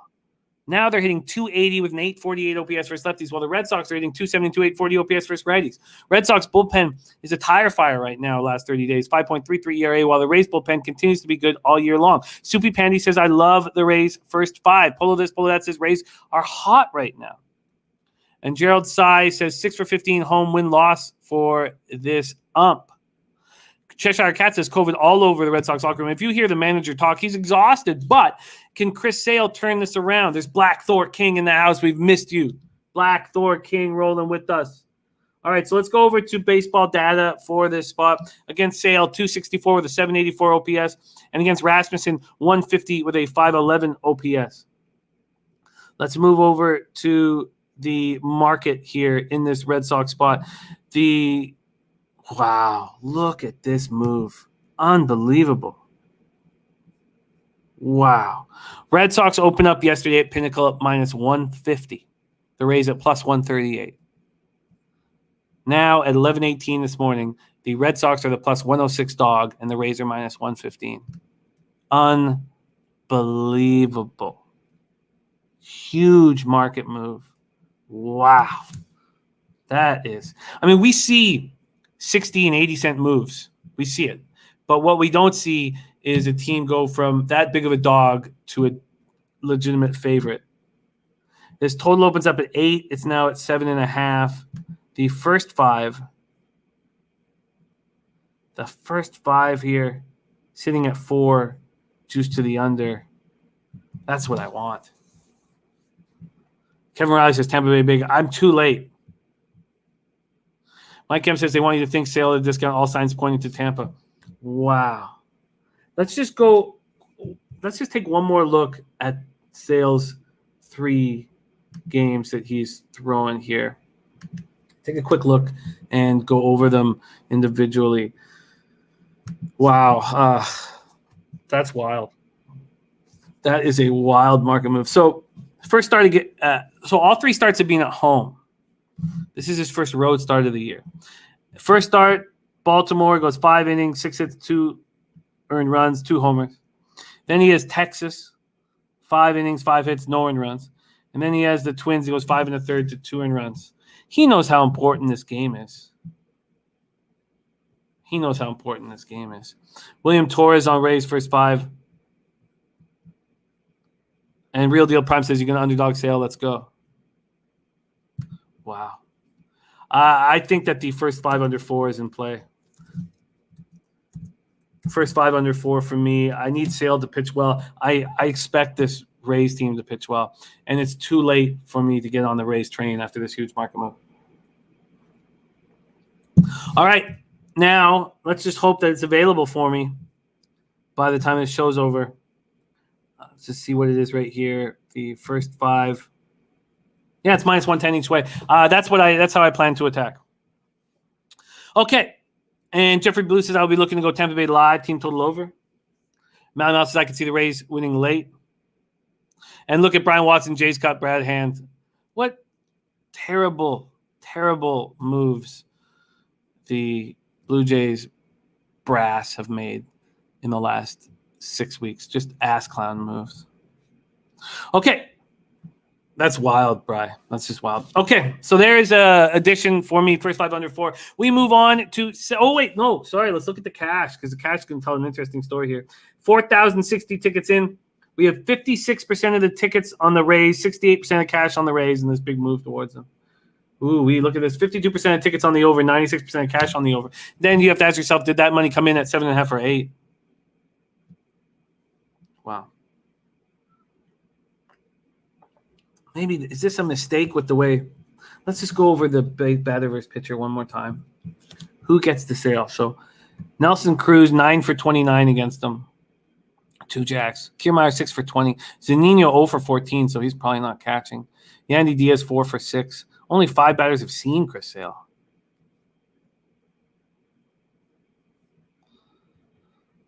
Real Deal Prime says nothing wrong with adding arms and seeing what happens. It's what arms do you add, and the Barrios trade was just the dumbest thing I've ever seen. It's so stupid because he's got one more year that we have next year. So you give your 2nd and 5th prospect. When this year is a waste, this year's gone. If you want a pitcher for next year, why don't you make a trade in the offseason instead of giving up your 2nd, 5th overall prospects?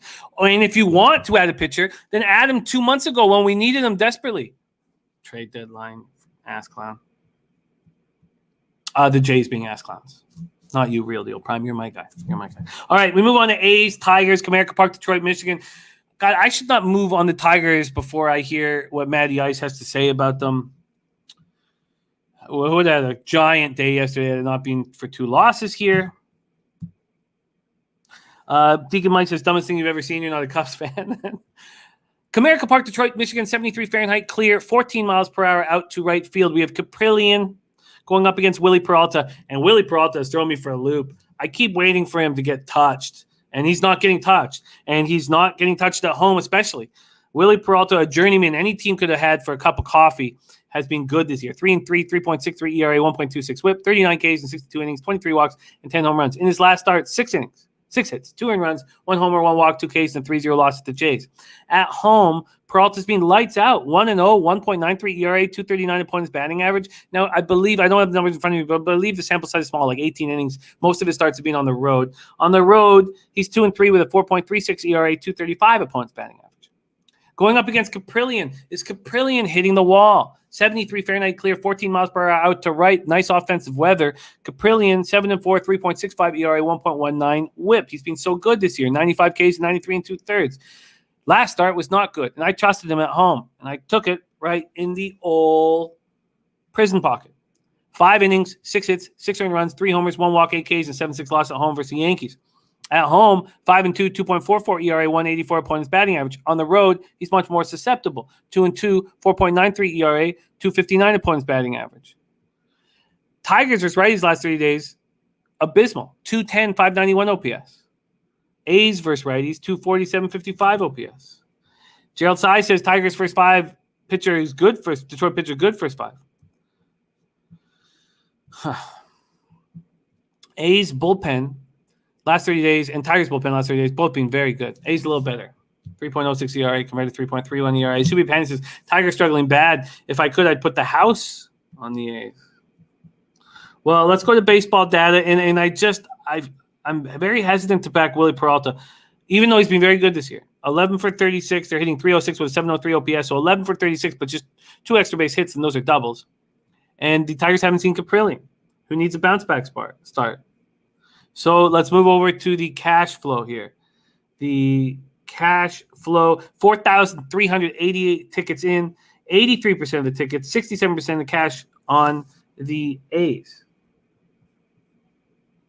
So let's see if the market is moving with that. We have the A's opening up at minus 159. They're now minus 166. A 7-cent move towards them. A 7-cent move. A 7-cent move. And we've had 83% of the tickets, 67% of cash. Interesting. Then 38% of tickets on the over, but 71% of cash on the over.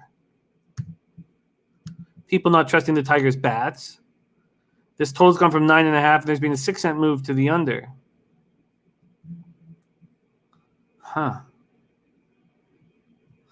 Peralta advanced numbers. This is great from TJ. I love this. Says Sierra XFIP about a point better than Cap. So I give them the edge, but Detroit dead last in weighted runs created. Last for Zaredi, last 30. LJ from H-Town says, can't ignore 23-1 A's versus Tigers last 24 games. Rodney Barton says, I'm off this Tigers game. Taking the under last night was a joke and lost me a lot. When blowing out again, probably see runs. And Jimmy Gomez says, locks are San Francisco money line, Houston money line, White Sox money line is play today's A's run line.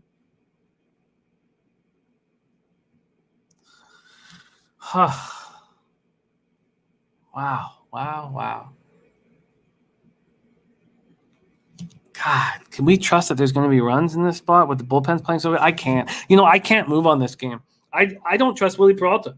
And look, he's been very good, and it's about time I start trusting him. And I don't know, has Caprillion hit the rookie wall? It's very possible. If he has, do the Tigers have some value first 5 at a plus line against Caprillion, who's been bad on the road? But they haven't seen him before, and they're not hitting. So I'm off. I'm off this game. But R2D2 says under. And it's not a bad look. That under is not a bad look. 9.5, and we got these great bullpens. But it's just blowing 14 miles per hour to right. 14 miles per hour to right. I can't do it. But I guess it makes sense. It makes sense. I can't do it. 8:10 p.m. Eastern next. Chicago Cubs, Minnesota Twins, Target Field, Minneapolis, Minnesota. Cubbies are 25-43 on the road. Twinkies are 32-35 at home. 75 Fahrenheit clear, 7 miles per hour in. Justin Steele going up against Joe Ryan. 25-year-old Joe Ryan making his MLB debut. I think Mike says wind blowing out. I could hit one to mid-right field. Oh, with the wind blowing out, yes. But it's not here at Target. And we're talking about, at Cubbies at Wrigley, the wind is such a huge part. But here we go. So Joe Ryan Joe Ryan, 25-year-old, making his MLB debut. Combined in AAA Durham and AAA St. Paul. 3.41 ERA. He's 4-3, 3.14. 0.78 WHIP. 92 Ks in 66 innings. 92 Ks with 12 walks. Damn. And Ski Prop saying just making his case. His Angels have given up 6.9 runs per game in their last 11. The last 30 days, 4.76 ERA. But if you look at the last 10, you've seen how they've been regressing to how they've been all year. Sure. No, it's, you know what? So, yeah, so you're saying that the last 10 games is back to where they have been all year long, and that's what you expect from them moving forward. And I get it. I get it. Real Deal Prime says Joe Ryan was a key piece in their latest trade. He was, and he's been awesome. You know, he's been very, very good. And Justin Steele, we had Deacon Mike give us an idea of Justin Steele and what he was seeing from Justin Steele. Also, Ski, it's very nice weather for offense. Very, very nice weather for offense in LA. I just find that these lefties that people haven't seen before can be tricky. Okay, let's go back here to this spot, Cubbies, Twinkies. Justin Steele's last start was ugly. It was at home versus the Rockies. He didn't look good. 3 2/3, 5 hits, 4 earned runs, 1 homer, 2 walks, 5 Ks. Deacon Mike already told us that Justin Steele is just absolutely in love with his fastball. And sitting with these numbers that we're looking at from Joe Ryan makes me think that he's going to be good here against a weak Cubbies lineup. Let's take a look at the odds. Look, a huge move towards the Twins. Wow, that makes sense to me. A 35-cent move towards the Twins. That makes sense to me, even though they're not hitting lefties. Justin Steele could be vulnerable. Cubs bullpen terrible. Do we want to trust a pitcher making his first ever appearance in the league? We know this is something that Matty Ice fades. Let's see where the cash lies here. 1,878 tickets in. 65% of the tickets, 97% of the cash on the Twins. Then 72% of tickets, 68% of cash on the under. I think Justin Steele's vulnerable here. Thank you, Tom and Tom. Respect for the Phillies hat.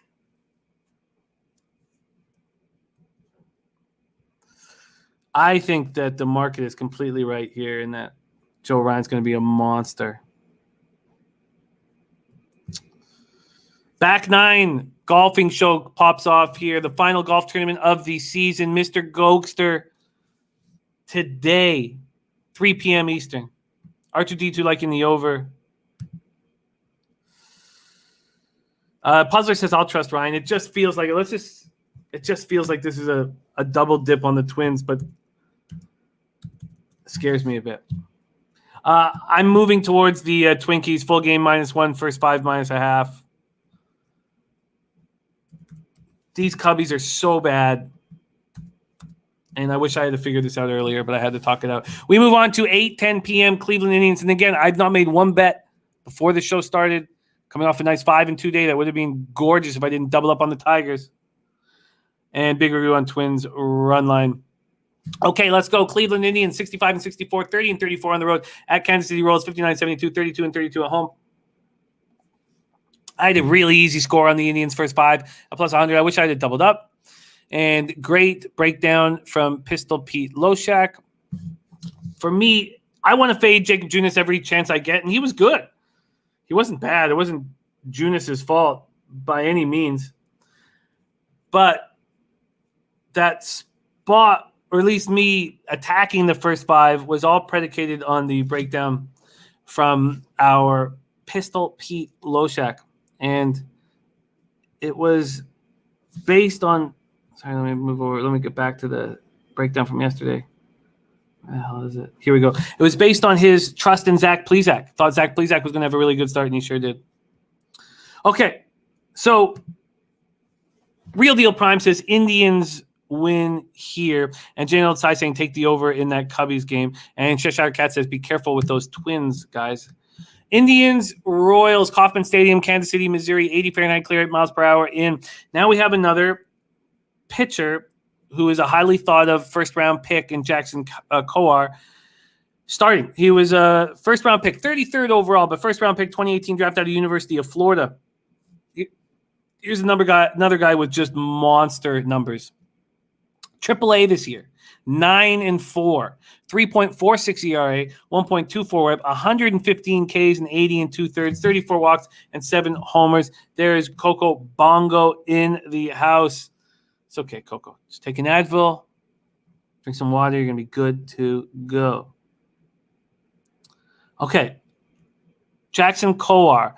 In his last appearance, he went 3 innings, 3 hits, 2 earned runs, 1 homer, 1 K, and a 7-1 loss at home versus Red Sox. In his last start, he got destroyed at the A's. 1 1/3, 5 hits, 4 earned runs. The Royals smashed lefties, and Logan Allen's been terrible all year, but he's coming off a great start at Fenway that totally caught us, by surprise.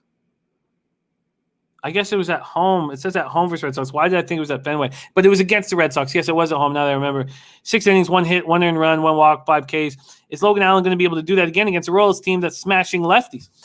The Royals bullpen's been so good. And Kowar is someone that they believe in. This is a really tricky spot because if you think about how bad Kowar's been, you would think that money would come in on the Indians, but Logan Allen can't be trusted too. Kowar opens up at -125. He's now -128. This total opened up at 9, -106. It's now 9 and -112. So 6-cent move to the over. So let's move over to the cash flow. I think this will tell us a lot about this spot here. We just 1,800 tickets in.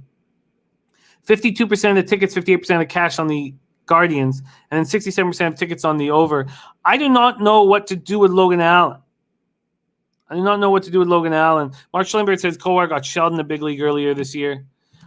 He's been so good at AAA. So his last appearance that I've written down, you know what? If this is the case, then I'm going to back him. Let's just move over here. Here we go. Kowar. Let's just see. So he was killed. He was crushed. We saw it. He was destroyed. But then was he sent back down? Yeah. So he was sent back down after that last appearance on June 19th. I kind of like him getting another opportunity here.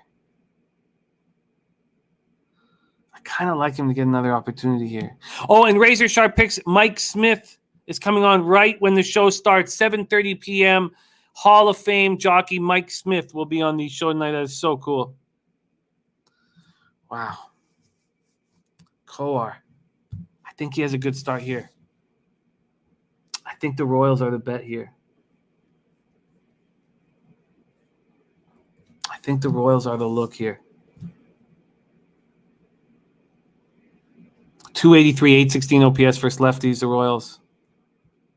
I think the Royals are the look here. All right, I believe I'm moving towards the Royals full game. I'm not going to sit here and hum and haw. We got more games to cap, but I think Jackson Kowar. I mean, look at they're facing the Indians, and Cleveland had a situation where they sent down both Eli Morgan and Tristan McKenzie, who are pitchers that they trust are going to be in their rotation over the next few years. They sent them down for a month and a half. They come back up, and they both opened with great starts because they want to be back in the show so badly. And Jackson Kowar comes up to the show. He gets destroyed. He goes back down for a month or 2.5 months, and now he gets another opportunity.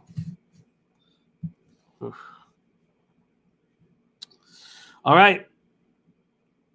I'm gonna God, I could be up for it. Just a terrible day today with trusting some of these youngsters. But I'm going to trust Kowar after breaking that down. And Turnsey says Royals on my card. All right, let's move on to 8:10 p.m. Eastern. 8:10 p.m. Eastern, and we get to the Rusty Kuntz play of the day.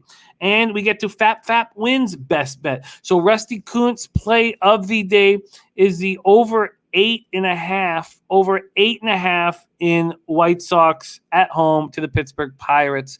And look at there, Turnsey resting on Rusty's nutsack so comfortably. Rusty Kuntz play of the day and fat win. His best bet today is on the White Sox to score first. Let's break this down. Pirates 48-84, 20-46 on the road at Chicago White Sox. 77-56, 45-24 at home. We're at Guaranteed Rate Field in Chicago, Illinois. 71 Fahrenheit clear, 13 miles per hour sideways across the diamond. Mitch Keller going up against Carlos Rodon. So Mitch Keller has these wild splits, and we've spoken about them throughout this season because he's so bad at home and so good. Not so good, but much better on the road. And it says Max Kranick. Is it not Mitch Keller? I've got Max Kranick here on one site. Let me just move over here. Max Kranick is coming in. So no Mitch Keller. Okay, so let's go to Carlos Rodon, and then let's quickly go to Baseball Reference, and let's bring up Max Kranick and break him down. Here we go, Max Kranick.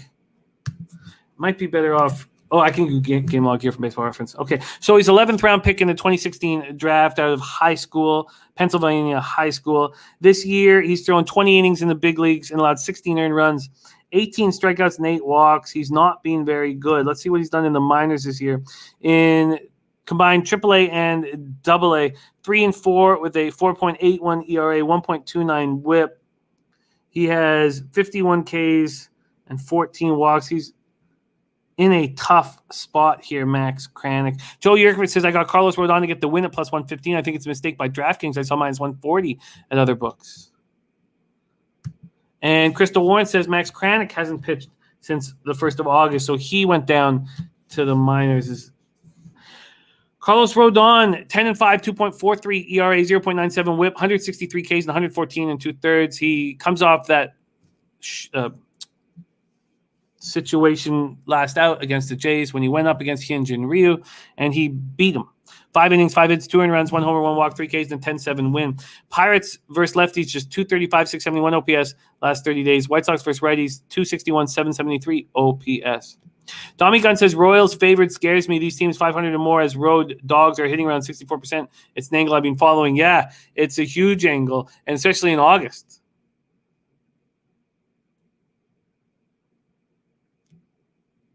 Oh, Royals favorites. These teams 500 or more as road dogs. Oh, okay, we're looking at something different, Dommy Gun. Sorry, we were talking about road favorites that are on the road that are under 500. That's a different angle. Teams 500 or more as road dogs are hitting around 64%. Interesting. There's a Schnizzle in the house. Says, sorry for being late today. I'm having a rough year with family stuff, baby mama drama. But you guys bring me joy, and I love being a part of the family. Let's have a day, low baggers. That is exactly what we are here for, Schnizzle, and we'll always be here with open arms. This is to get you away from all that's going on outside. Focus on what you love the most, and that's sports. So we're so thankful that we can be here for you. We love capping with you. Schnizzle, Ohio's finest. So Max Kranick and the Pirates on the road. But the White Sox offense has not been very trustworthy of late, and they're now minus 333 favorites. This total's gone from 9 to 8.5. And look, I don't want anything to do with this big of a favorite. TJ says White Sox minus a half, first 5 at minus 205 is a ton of value in my database, but I don't bet minus 200. I probably should. We love you, Schnizzle, my guy. Welcome back. Let's get to work. We have 2 games left on the card. Then we get to talk NCAA football, and I can't wait to talk NCAA football. I find the game extremely interesting tonight. UAB Blazers, Jacksonville State Gamecocks. Okay, and we're 4-1 in week 0. 9:45 p.m. Milwaukee Brewers, 81-52, 45-23 on the road. San Francisco Giants, 84-48, 42-21 at home. We're at Oracle Park, San Francisco, California, 56 Fahrenheit, partly cloudy, 11 miles per hour to left center. Brett Anderson going up against Kevin Gausman. Anderson 4-8 for the Brewers. He's 4-8 on a team that's 29 games over 500, but 4.27 ERA, 1.32 WHIP, just 54 Ks and 86 and a third, 25 walks, 9 home runs. His last start was at home versus the Reds, and the Reds weren't hitting lefties. They're not hitting lefties at all, but they got to Brett Anderson. 4 innings, 4 hits, 3 earned runs, no homers, 2 walks, 3 Ks, and a 5-1 loss at home versus the Reds. At home, Brett Anderson's 1-3 with a 3.48 ERA, 258 opponent's batting average. On the road, he's bad. 3-5, 5 ERA, 277 opponent's batting average. Henry Dice says, do you like the Astros team total over 4.5. Henry, that game is throwing me for an absolute loop. I don't understand how they could be such lukewarm favorites against Logan Gilbert, who's been so bad. It's confounding. But and it makes me want to stay off the game because I see them as, with Odorizzi, even though Odorizzi's not that trustworthy, they should be a minus 150 or minus 160 favorite, I think, with Logan Gilbert on the mound. But you should know that Ron Crawford's spreadsheet play of the day that's hitting just under 65% here on the show at 15-9 is on the Astros. Big Ragu says first 5 team total over 4.5 and White Sox team total over 5.5 for that White Sox game. And Joe Yurkovich says, seriously, those who have DraftKings should nail Rondon to get the win at plus 115. It does seem like a nice spot. Blackdoor King says this game screams under. The thing that's interesting about this game is both pitchers have splits where they're on their bad spot. So Henry Dice, I'm letting the market scare the shit out of me, which I'm not proud of. But I can't comprehend how they could be minus 130. It just makes no sense to me. Cheshire Cat says I can't trust the Astros right now. Crystal Warren says I'm on the Giants and I might double on first 5 too. Very interesting that you say that. Very interesting that you say that because Leon, that was such a wild day too. And that messed me up. I thought that Authentic had difficulty with distance after that. He screwed me. And Crystal Warren says Tim Anderson put on the IL. Cheshire Cat says I love the Giants. Okay, Gaussman, he's better on the road than he is at home. At home, 6-3, 3.38 ERA, but opponents hitting 186 against him.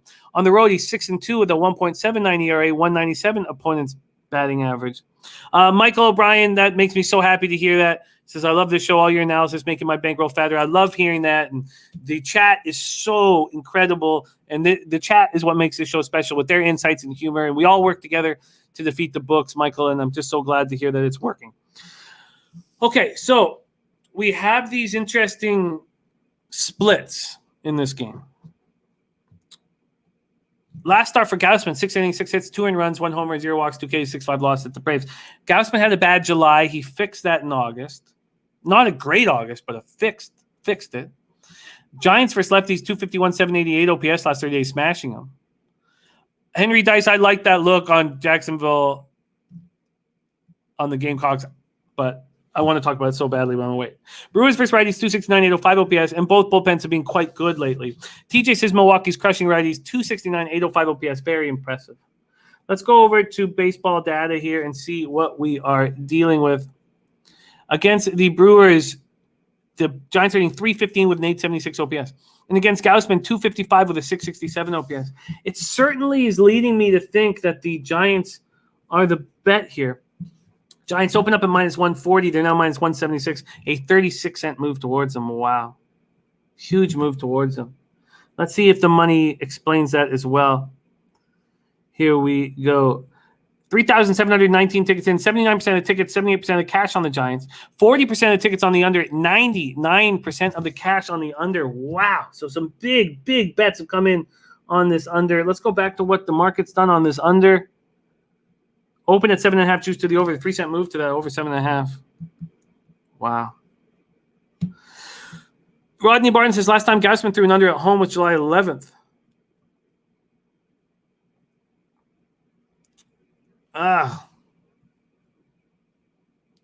Do we trust Gaussman? That was a nice start at the Braves. I think we do. Joe Jimenez in the house. Great to see you. Thank you for joining us.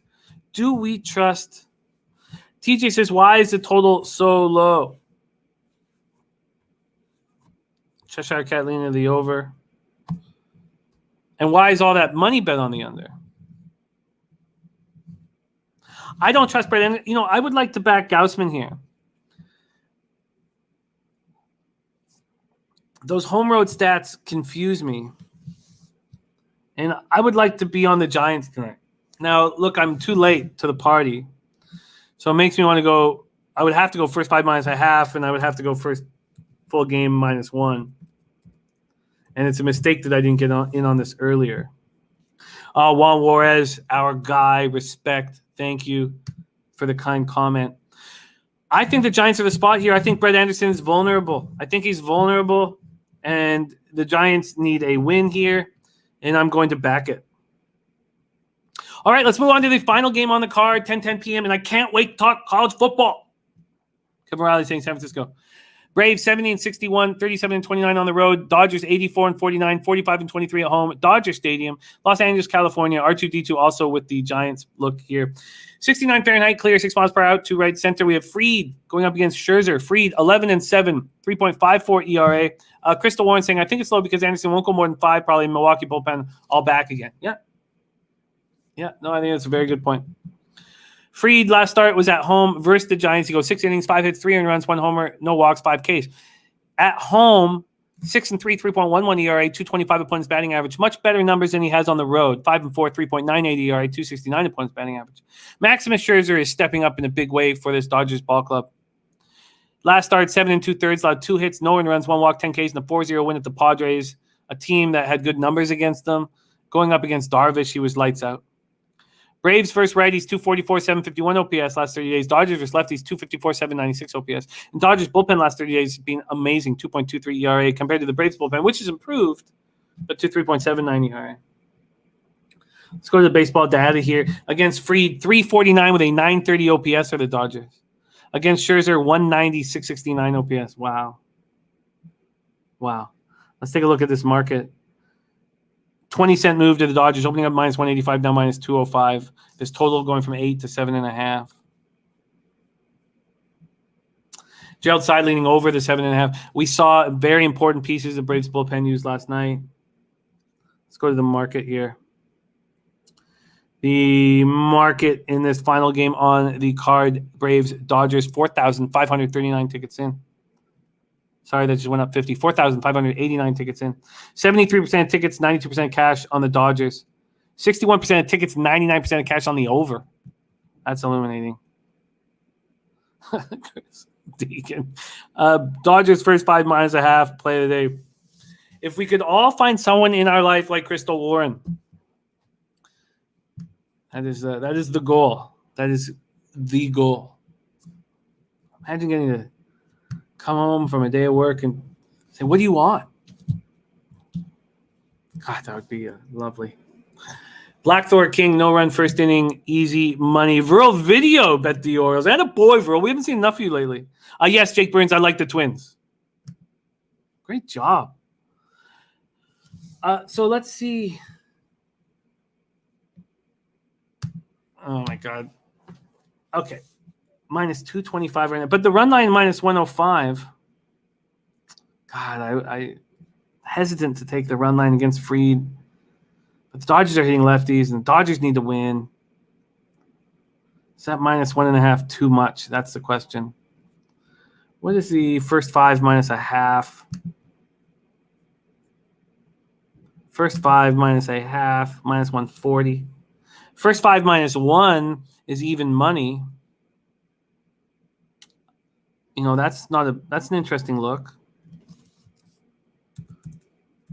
Even money minus 1. It's dangerous, though. Viper MB is on the Dodgers first 5 minus a half. Oh, that's funny. Okay. I want to back Scherzer here. Just feels like he's stepping up in an enormous way, and it's a gift right now. Okay, that is our MLB. And again, coming off a beautiful 5-2 day, but I couldn't move. I couldn't move on anything before the show. I found this card very difficult. All right, let's see. Is that first game 1 now at 6.5? It is not.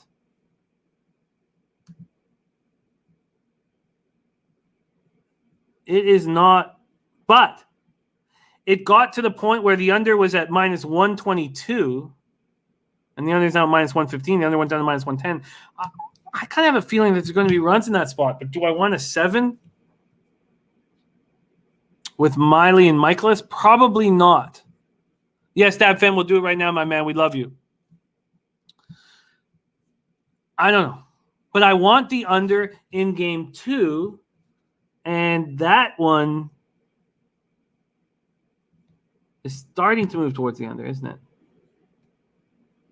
Yes, it is. Okay, so money coming in the under in game 2. And I want it. I want the under in game 2. Maybe I should focus on... Yes, because if anything goes wrong with Hap, I can get the bullpen in. And Jeffrey Blue says, blue balls, pick of the day, Rays, no run, first inning. Says, I hate this card going light. I'm kind of excited about the card now. Dav Fenn. By the way, Dav Fenn and Jeff Shahadi, who both were very, very unlucky to not cash in our last trivia contest. We are having discussions about you guys. So I expect a prize pack to be coming your way because we love you. Okay.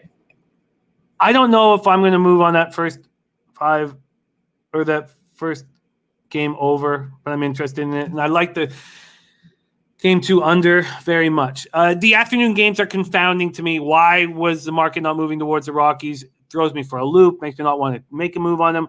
And now we have money coming in on the over 8.5 in the Padres-Dodgers game. And Pinnacle has moved to 9 now. It's just crazy. Crazy to me. Spreadsheet play today is the Astros, minus 128. Why are the Astros not bigger favorites? It just completely throws me for a loop again. And those are the afternoon games. And I'm sorry I wasn't more of a help with these afternoon games. Let's move on to the late games.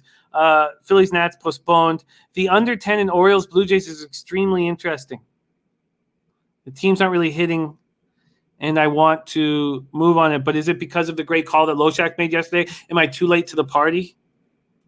Then I want to back the Yankees, and I have interest in the under. I want to back the Yankees, and I have interest in the under. Craig Wood says trap line Astros. It's just messes with my head.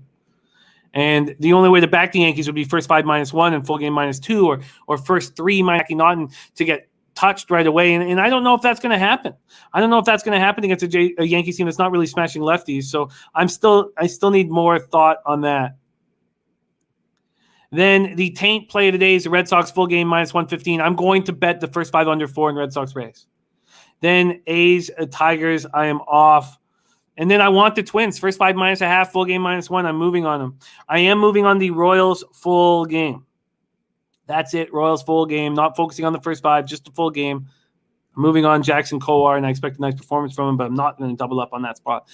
The Turnsey spot, Turnsey, Rusty Coons play today is White Sox over 8.5. Fat win is on the White Sox to score first, and the White Sox are just too big of a favorite right now for me. Then I'm on the first 5 -1/2 and full game -1 on the San Francisco Giants. That will be added to my card. Nice job. Nice job, Abel. I love it.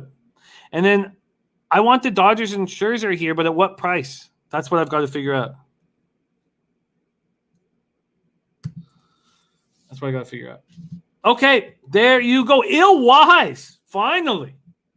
And the boy, still trucking Ill Wise down in the great state of Florida. We miss you, man. Great to see you in the chat. So there is the MLB breakdown, and it was a tough card, but now I'm pretty excited about making these bets. So I am on favorites, which is nerve-wracking. Let's move on to college football. And Nolino says Dodgers take over. First 5 over.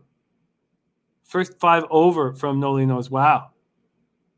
Taylor MacArthur, that Phillies game is postponed. So San Fran first 5, I will be with you. All right, let's move on. And Druven Ski in the house. Great to see you. All right, let's get into college football and one game on the docket, and I can't wait to break this game down. I find this so interesting, but I really want your help with it. I really want your help with this. Ski Prophet. I really want your help with this game. So let's work together here. It's the Montgomery kickoff, and it's fascinating. An FBS team playing against an FCS team at a neutral site. And this isn't the FBS blowout that we've seen in the past. Oh, sorry. Take that back. I wrote what Noli said wrong. He says they take over first place. My apologies. Dodgers take over first place tonight. Okay. All right. Blazers, Gamecocks, Crampton Bowl, Montgomery, Alabama. First, I want to see what the market has done since I've been on air. So let's move here quickly. NCAAF football. Come on, let's go. Hurry up. Okay, here we go. So Pinnacle had moved it to 17 before the show started, and I want to see if the other books have followed suit. And they haven't. They're back to 16.5. Interesting. Very interesting. Now, the first half in a spot where there's been a big favorite in college football, we know is always, if a team's 35-point favorites, they'll be 21.5-point favorites on the first half. This is a different spot because Jacksonville State can play teams pretty hard in the first half. So I would like to see what the first half, because I knew that they were slow to come out. Come on. It's taking a little bit longer than I hoped. Here we go, first half. Jesus, I'm gonna lose. Okay, here we go, first half. So remember when they played Florida State last year, Jacksonville State was up 14-0 after the first quarter. Now, I believe they were outscored 20-3 in the second quarter, so they were just down 3 at the half, and it's moving. Perfect. So when this first half came out, it was 7.5, which I thought was very revealing. Illwise, you are such a good man. Thank you so much for the dono. You work hard for your money, and to donate to Pub Sports Radio means so much to us. So thank you very, very much. You're a good man. Okay, let's break this down, and let's also go to the total here. The first half total is at 26.5. There's been no movement, -115, -115. And then let's go over to the full game total. The full game total here is sitting at 51.5, which is where it opened. And it's slightly juiced now to the under. Okay, let's go. So we're going to start with UAB, breakdown of UAB, and then we'll move on. And I've got questions that I really want to hear from you guys on. And did DJ Big Boss get here? Perfect time. Beautiful. DJ Big Boss in the house. Start talking college football, and he appears. Okay. Last year, UAB won its third straight West Division. They won second Conference USA championship in the last 3 years, and it was a great game, beating Marshall 22-13. They're a hell of a football team. And Bill Clark is taking this game against Jacksonville State very seriously. And he's also a graduate of Jacksonville State. So he went to Jacksonville State. He's not messing around. Tyler Johnson III returns, should be making career start, 18. Last year, he completed 58.8% of his passes, 843 yards, 7 touchdowns, 1 interception. And remember, he got hurt. It was only 5 appearances. He's expected back in the lineup. They lost their top wide receivers from last season. So Austin Watkins gone, Myron Mitchell gone. They expect big things from 6'3" junior wide receiver Trey Shropshire, 6'4" senior tight end Hayden Pittman. They lost their all-time leading rusher, Spencer Brown. He signed as an undrafted free agent with the Carolina Panthers. But they still have a strong rushing attack. Dwayne McBride, Jermaine Brown Jr. And last year, as a true freshman, McBride was a monster. 439 yards on 47 attempts.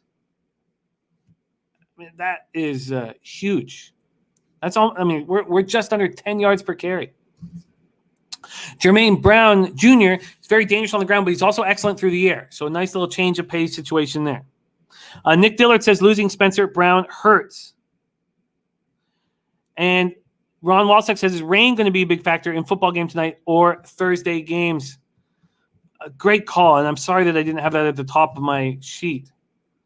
Let's go to Montgomery, Alabama weather right now. Montgomery, Alabama weather right now. Thank you, Ron. Huge. Going to be beautiful tonight. It's scattered thunderstorms coming at 9. At 9. Huh. It's beautiful, absolutely gorgeous leading into this game. And then we get scattered thunderstorms at 9. Interesting. Okay. Oh, what was the wind? Sorry. No wind. Almost no wind. Okay. Deacon Mike says, if this betting thing doesn't work out, you'd be good at selling used cars. You're very convincing sometimes. Okay. Thank you. I'd like that. Rodney Barton, I love you. Okay. So defensively, and Jermaine Brown Jr., catching pass is going to be dangerous. Defensively, their star defensive end, 6'6", 255-pound Jordan Smith, drafted in the 4th round by the Jacksonville Jaguars, but their defense will still be very dangerous, and they're making a lot of changes to their defense. Bill Clark is 6'4", 285-pound Antonio Moultrie moves from defensive line to outside linebacker, and then on his inside is going to be Noah Wilder. So with these fortifications at linebacker, Christopher Mole, who was an All-American last year, has now moved to safety. 6'1", 290-pound senior defensive end Tyree Turner will be very dangerous on the pass rush. So there are moving parts to this defense, but still going to be very dangerous. I'm not sure, Schnizzle. I hope so. I will definitely reach out to the Whale Capper because he's a spectacular guy, great capper. Now let's move over to Jacksonville State. Jacksonville State's coming off a strong year. They went 10-3 and 6-1 in the Ohio Valley Conference. In the Spring League, they advanced to the FCS quarterfinals. They lose to Delaware 2014. They are very strong at quarterback. They have 2 dual threats in starter ex-Clemson backup Zarek Cooper and his backup Zion Webb. Cooper last year, 66.7%, 671 yards, 1 touchdown, 1 pick in 4 games. That was last fall before he was sidelined by injury. Webb came in and was very good. 1,777 yards, 13 touchdowns, 8 picks. He also ran for 399 yards and 5 touchdowns. They have 2 running backs that they trust in Josh Samuel and Uriah West. They lost last year's leading receiver, tight end Trey Berry. He transferred to Boston College. But Dave Russell, Michael Petway, and Ahmad Edwards all return and have high expectations. Their defense is very strong for an FCS squad.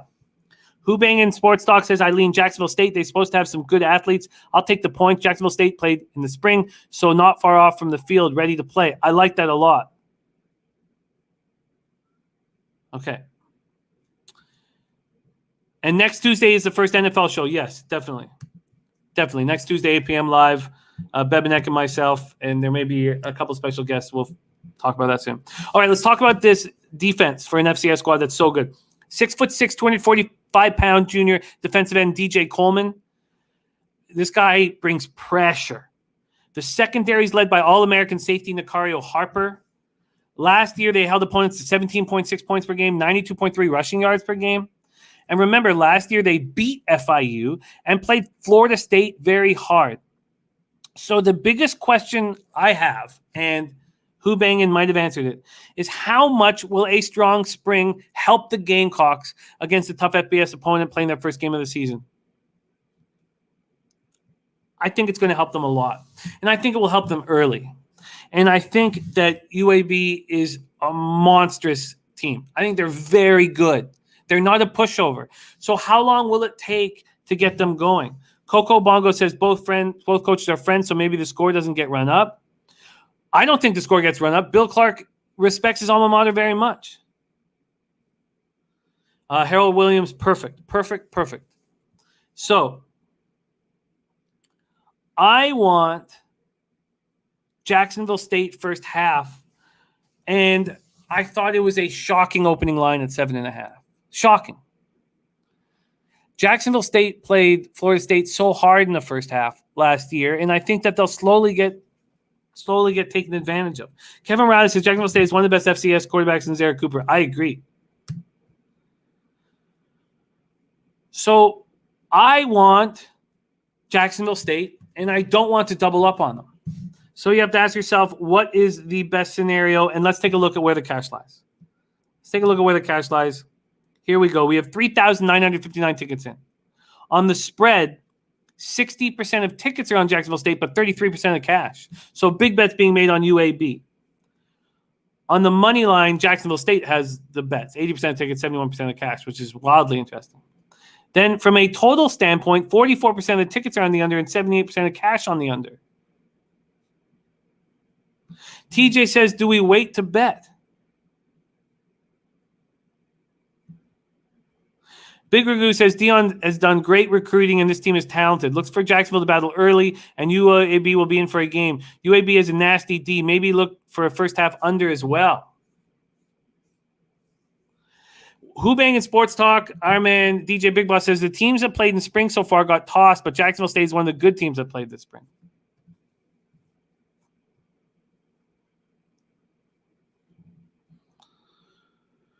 Nice. Uncle Oliver, what up, my man? And please say hello to Tata for all of us. And Kevin Riley says, forget the total, bet now. Turnsy leaning Jacksonville first half plus the points. And Dommy Gun says, that's what I was looking at, the first half under. And Harold Williams on Jacksonville State plus 16.5. Okay, after all of breaking this down, and Nick Dillard getting a 9.5 right now, looking at 9.5 first half. I want Jacksonville State, but I don't want to risk too much. As you guys know, my college football unit size is just $100. So it's not like if I double up at $200, it's not the end of the world. But I would prefer not to double up here. I would prefer to make one bet. But I find that this total on the under is very interesting. Coco Bongo says UAB only has 4 returning starters on offense, but most starters returning on D. I would like to move on the under and the Gamecocks. And I just don't want to have too much invested in this game. I think the Gamecocks are going to give them a hell of a game. But we've seen these FBS squads kind of wear down teams like Jacksonville State, and I expect that to happen. All of the sports football market's going to be watching this game, and I love it. So, Who Bangin says, I kind of want to sprinkle the money line interstate game. Anyone can win. Harold says FanDuel at 16.5. I do not know whether I should do first half or full game at this point. And I lean towards first half. But Kevin Riley says full game Jacksonville State and forget the total. All right, I'm going to need more time. This show's already gone 2 hours and 10 minutes. I'm going to be on Jacksonville State Gamecocks. And Kevin Riley says full game. And Nick Schnizzle says first half. God, maybe it's a double-up spot. I'd hate to have a double-up spot this early in the year, especially on an FCS team. In fact, I don't know if I've ever doubled up on an FCS team against an FBS team in my life. Lance LaRose, thank you. You're an OG. Thank you for always rolling with us. And Nikolai Jubinski, Jacksonville State first quarter plus 220. Brian Bacone says if you can get a 9, it's a no-brainer. Big Daddy Boom says split the bet in half. I don't really want to do that. I can't make a $50 bet and really care about it. Yeah, I know. The 9 first half for sure. And TJ got 9. Okay, you know what? That's what I will do. How about this? I'll bet the full game now because I'm not sure if I'm going to get better than that. I'll bet the full game now, and I am interested in the under.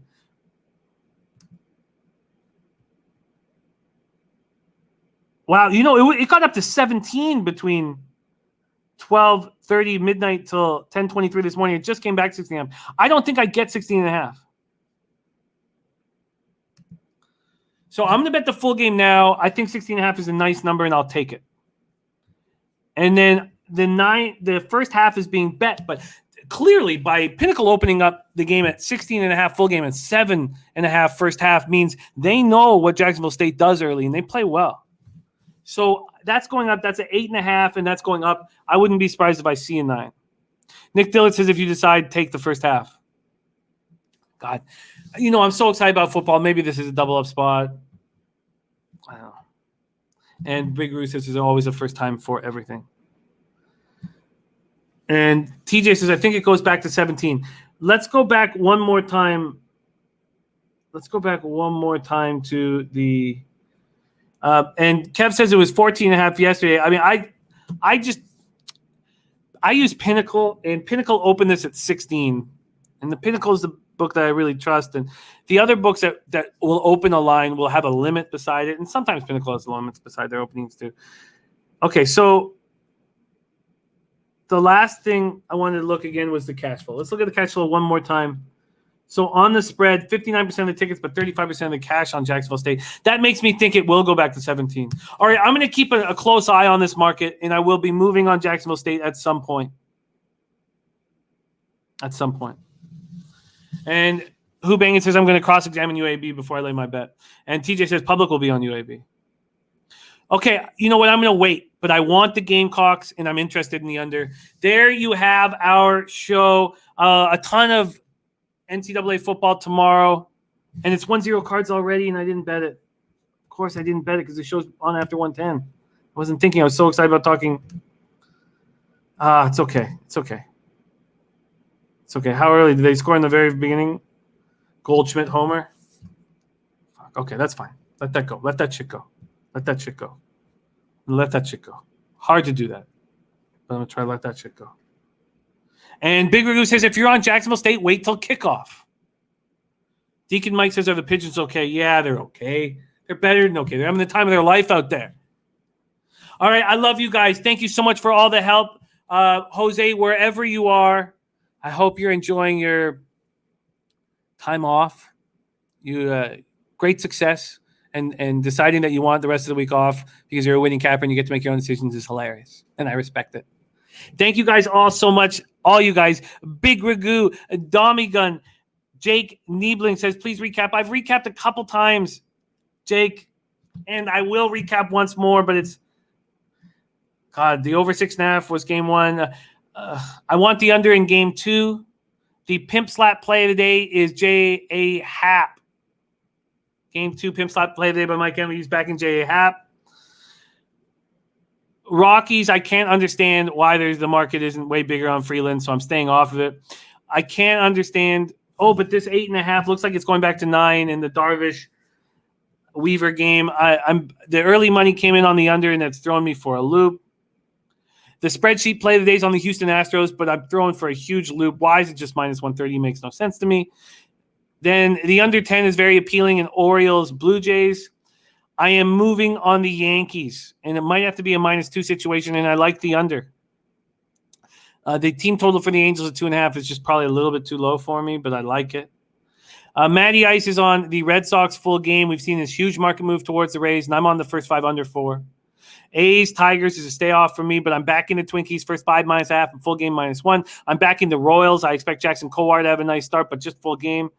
Turnsies, Rusty Kuntz play today is the White Sox over 8.5. Fat wins on the White Sox to score first. I'm back in the Giants, first 5 -0.5, full game -1, and I want the Dodgers. And I'm not entirely sure how to bet it, but it's going to have to be probably a first 5 -1 scenario. And I want the Dodgers. Thank you guys all so much. Oh, and I want Jacksonville State, but I'm going to keep an eye on this market. I need the best line possible, and I'm interested in the under.